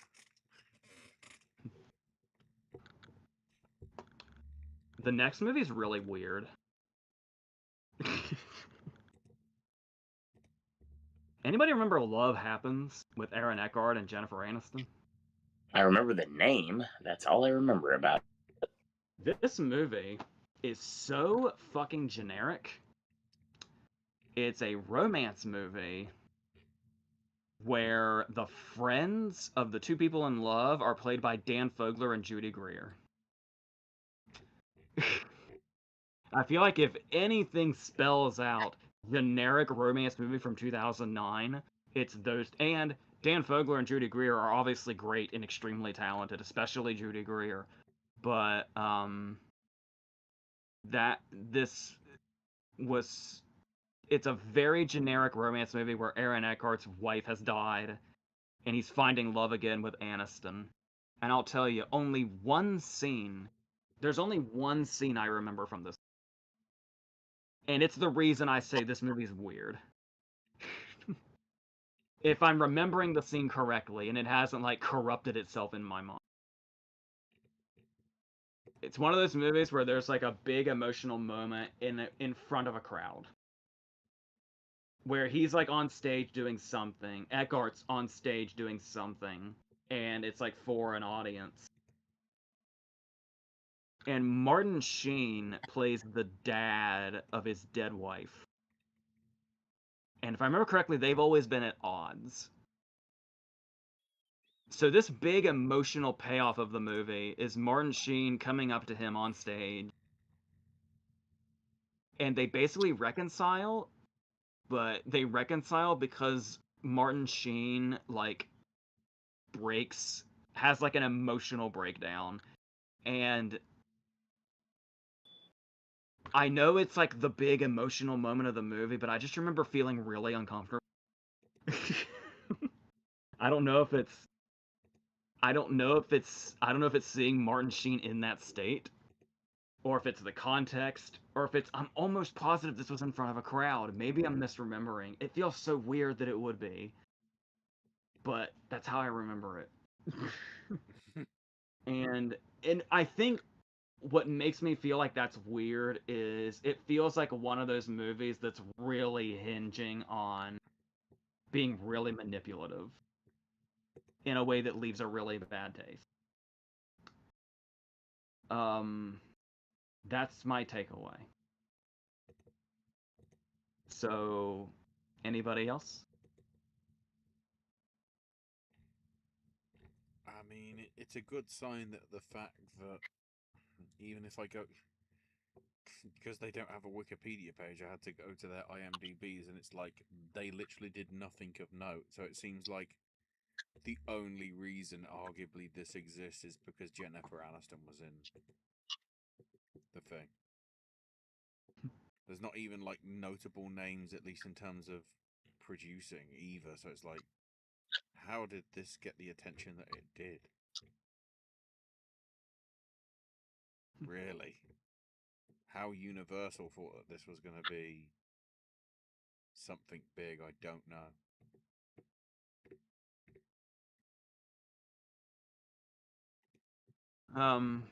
The next one's even more forgettable. Are you ready?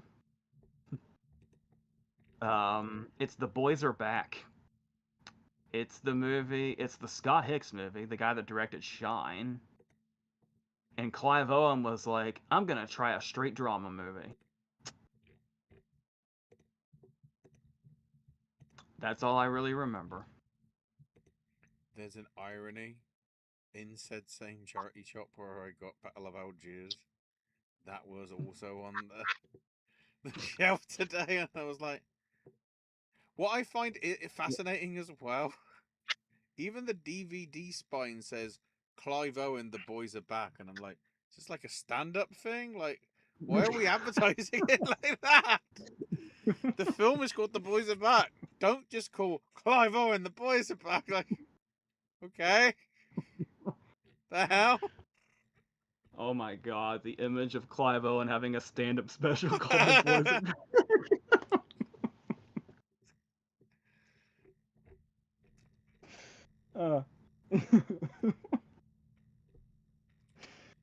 It's I just feel like it's just weird. Like, they literally realize they've got such a generic title that just to make it look interesting on the spine, they had to put the actor's name on it.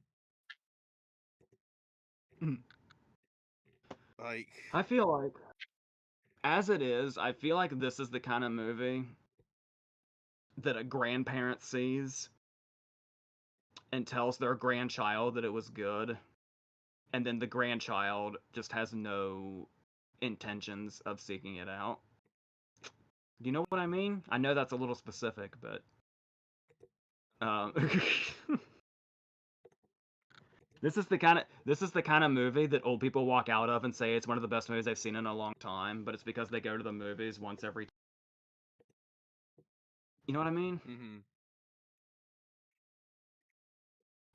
I see George Mackay's in it, pre Captain Fantastic in 1917. Definitely wouldn't have known who he was at the point.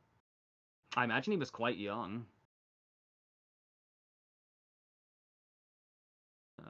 Yeah, because he's younger than me. So, okay. Oh, Is that's that why it? it got the attention it did. It was from the director of No Reservations, which was a couple of years before, and then probably more notoriously Shine from '96 that got all the Maybe they got attention Jeffrey for Rush as well. Rush and everything. He then followed it up with The Lucky One. That also, God, The Lucky One is just like, wait, what was the one we just talked? That's how forgettable Love Happens. Is I literally forgot. Owen, Hmm. if you don't remember the Lucky One, that's the one where Jay Ferguson dies by tree. That's via Treehouse. Yeah, I do remember that. Okay. One of the funniest scenes I saw that year. To be fair, I think he was the villain. Okay, so we're good. Um, I don't think I care at this point. It was hilarious. well, here's a talking point that we don't have to go into much. It's brief interviews with hideous men. This was the directorial debut of John Krasinski. Yep. Just complete proof that I'm gonna stick with this. I will write him letters if I have to. It's like, first of all, I'm in love with your wife. Secondly, you look at this horrible. I know it says there in the title that it's like it's a movie about horrible people. Yep. However, between this and If, I think it's clear he is trying his hardest to have range. But I will write him letters until I get it through his head. If you want to be a writer and director, horror is your calling, whether you like it or not. Because you look at his Quiet Place movie and how fucking stellar they are, and you look at these two movies. Has there been anything else, or is it just these four? I also For seen his, something called The Hollers. that's right, that like family drama. I actually don't think I ever saw it. Yeah, it's got like Richard Jenkins and Anna Kendrick. I think it's just like some family dynamic drama movie or something. I wasn't even aware that he co-wrote the Jack Ryan thing that he obviously starred in that came out a few months back as well. That makes sense. But you see, there's a great cast here. I think the only one I remember is Josh Charles. There's like it's done in segments, and Josh Charles is like sitting on the bleachers at some sporting event, and he's just like. But I think the thing was like that all the characters were miserable, and it's just an excruciating movie. Like, it's garbage. I think when I was reviewing the first Quiet Place, that's what I said was I was shocked by how skillful he was as a director for A Quiet Place, because this movie is garbage.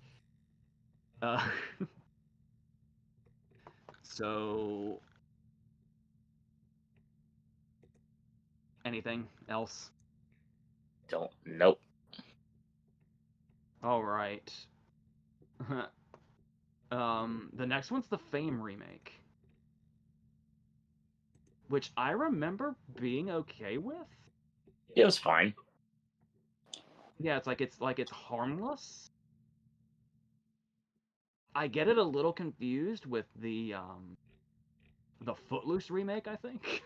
I figured that's where you're going. But I think one of our main takeaways was Naturi Naughton is in this. Yes.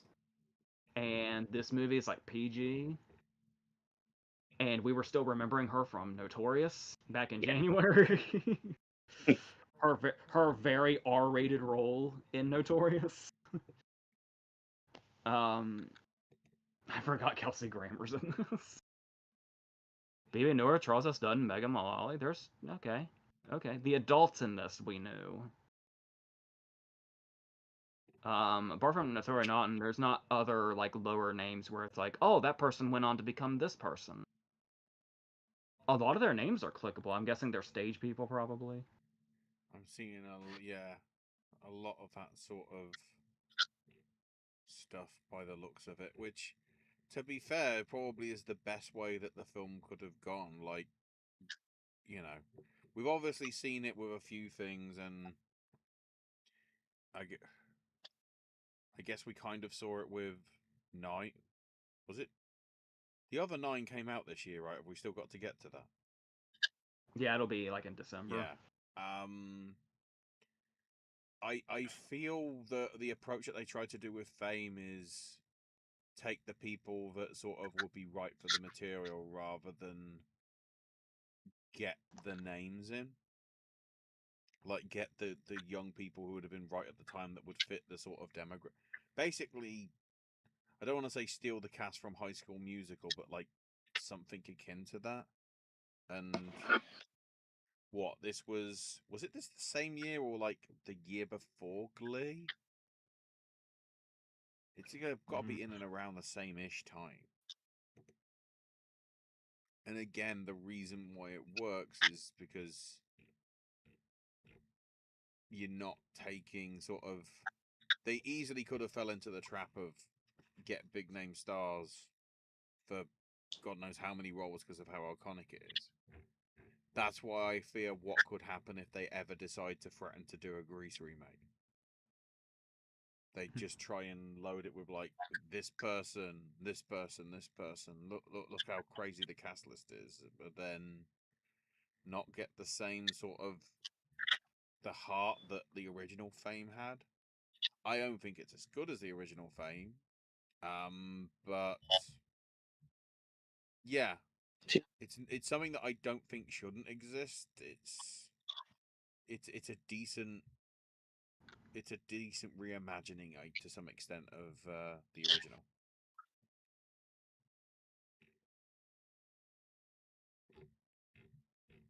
All right. Not much to say about the next one either. It's I hope they serve beer in hell. I kind of learned about this more after we watched it than before. So it was just another movie on the list, and we watched it, and it was shit. Does the name ring a bell, Owen? Yeah, I'm looking at this poster, and I remember this was one of those like weird movies that probably should have been like one of those like internet clickable games, like back on in the day. I'll tell you something that won't surprise you. So this is based on a novel by a guy named Tucker Max. Well, George Carlin had a line about Tucker, and all I have to do is say that. So please correct me if I'm wrong, because my knowledge of this is very, very vague. It's something I have not cared to explore, but was he like kind of an Andrew Tate of his day? I would say that's about right. The thing that won't surprise you is that the first time I heard his name was my brother had friends in college Yeah, he did. that This makes sense. had like this guy's books. Makes perfect sense. You know, impressionable college guys that aren't thinking much about the future. That's a great way to describe this movie too. And yeah, that's the like when I learned who this guy was, this movie started to make sense in retrospect for all the wrong reasons. And at the very least, you can go by the title that there is some self-awareness. But I think that's the most I'm gonna say. Anything to add? Nope. All right, we're almost there. I'm not gonna mention the next one. The next one's The Other Man with Liam Neeson and Antonio Banderas and Laura Linney. I discovered this movie after the fact. I don't think this was on the list either. Doesn't sound familiar. Yeah, Nah. this So shows up on BBC like every 2 to 3 months, and I sometimes wonder why, because it's like maybe only because it's got the name in terms of like the well-regarded, theatre and television director Richard Eyre attached to it. Maybe also. Oh no, it isn't a BBC film. It just feels like it because it's like 84 minutes. It just feels like it's a TV movie that, at least if it was shown in America, it'd be perfect to fit in a 2-hour slot. I'm gonna be honest with you. I have a Blu-ray of it. Oh. I don't know where it came from. That sounds about right. Up. I mean, I can, unless I'm hallucinating, I can see it from here, and I know it's there because I knew to look for it, but I don't remember where it came from. It's just been there. But yeah, I might have seen like Banderas on the cover and was like, I'll take that. But we've reached another cultural phenomenon, whether Owen likes it or not. We have reached Paranormal Activity. Jesus. So I feel like you could really shorten this whole story by saying that this was basically the 2009 generation's Blair Witch. We've even done that video on this channel where we talk about it and Blair Witch together. I like Blair Witch though. So I feel like for us, it was just a case of by the time we actually saw it, we were just sick of hearing about it. Correct. Because they were making this out to be the scariest thing ever. Yep. The person I mentioned in the last video went out of town to see it and was telling me that like people were running out of the theater Jesus. in terror. Oh, I know. Okay, I now understand why you're saying what it is. It first got premiered 23 months before. Yeah, I didn't realize there was that much of a turnaround time for it to get picked up, and then. Yeah, it's like officially billed as a 2007 movie. Well, as it says here, the basis of the main bit of it is the $15,000, low budget thing. It's only then when it went through DreamWorks and Paramount they stuck on an ending that cost $200,000. Yeah. And that's where I now sometimes wonder what it would have been like, because I don't think they ever released the standard original version. I don't think it ever got like put on DVD or anything.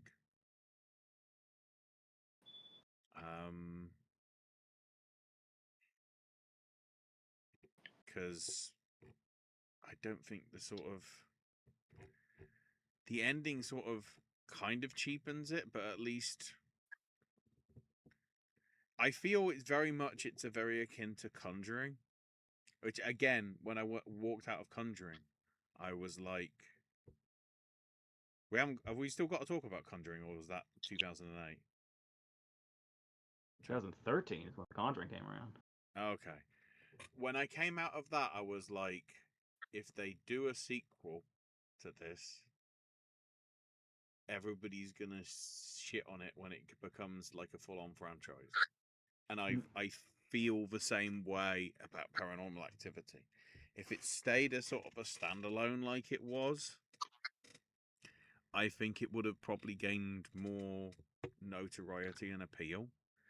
It's the fact that I guess what didn't help as well as it went the sort of Saw direction, in that there had to be ones coming out every year rather than let the stuff percolate and whatever.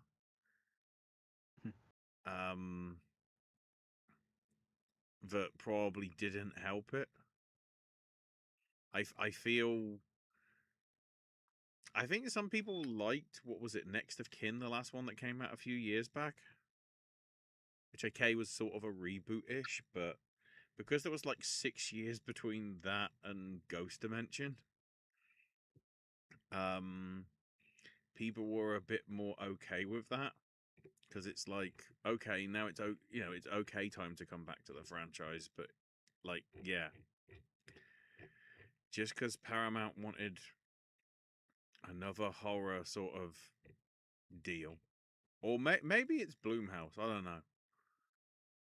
I don't know if it was Blumhouse that was default or Paramount, but whoever it was, if they'd have stopped at one, I think people would be more fond of Paranormal Activity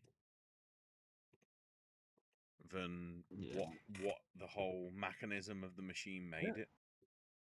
There are, I feel like several of the sequels are still pretty beloved in its franchise or in its fan base, but a lot of people might also tell you that it got very redundant very fast. But yeah, I can appreciate it as a cultural phenomenon. It's like The Hangover. It's one of those things where it's like, even if I'm not fully invested in it as a phenomenon, it's cool to look back in retrospect and have been there in the moment. But yeah, this was never really a franchise I latched onto that much. And obviously Owen is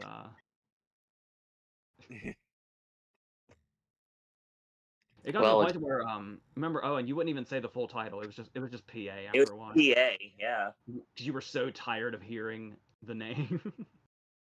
Yeah, I very much remember that. I remember bashing it to Guess. I didn't care. I just like, don't watch this movie. Don't make it any more money. I'm tired of this movie. I don't want these sequels. They don't still exist.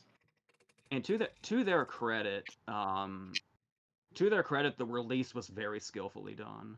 Oh, for sure. Because it took us, like I said, she had to go out of town. It took us forever to get it. So by the time we got it, the word of mouth was off the charts. Yeah, yep. Seeing here. By the time it went, US by the release. time it went, like, oh, go ahead.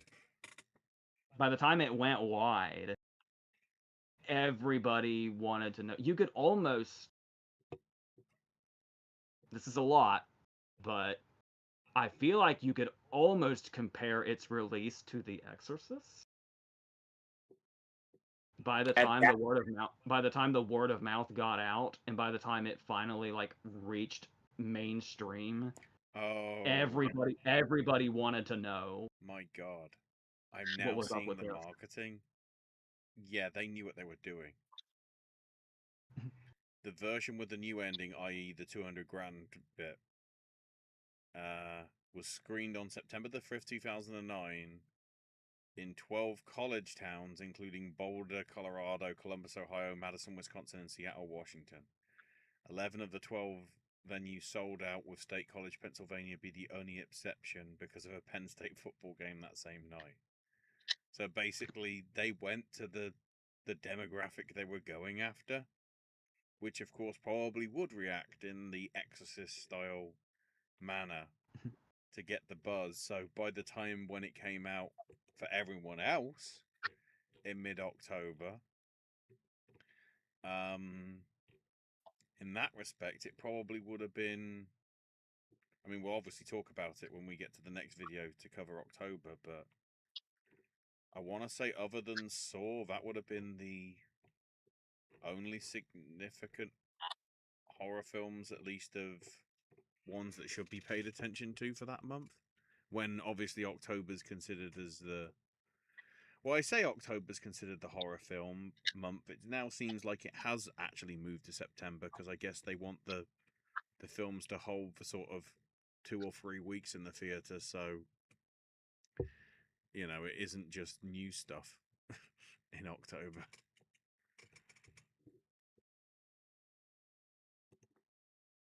So we've got one more, and I have nothing to say about it. It's a Bruce Willis movie called Surrogates.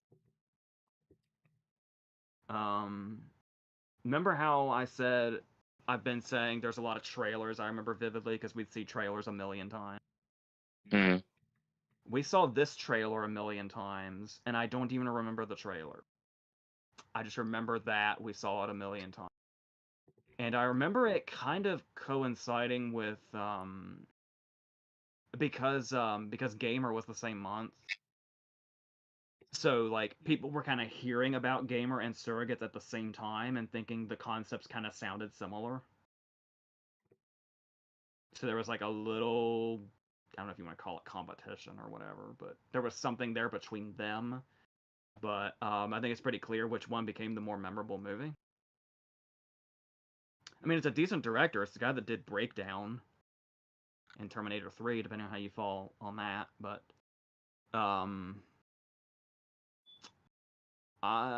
yeah, I don't remember anything about the movie itself. Do you, Owen? I remember the name. I remember Bruce Willis is in it. That's all I remember.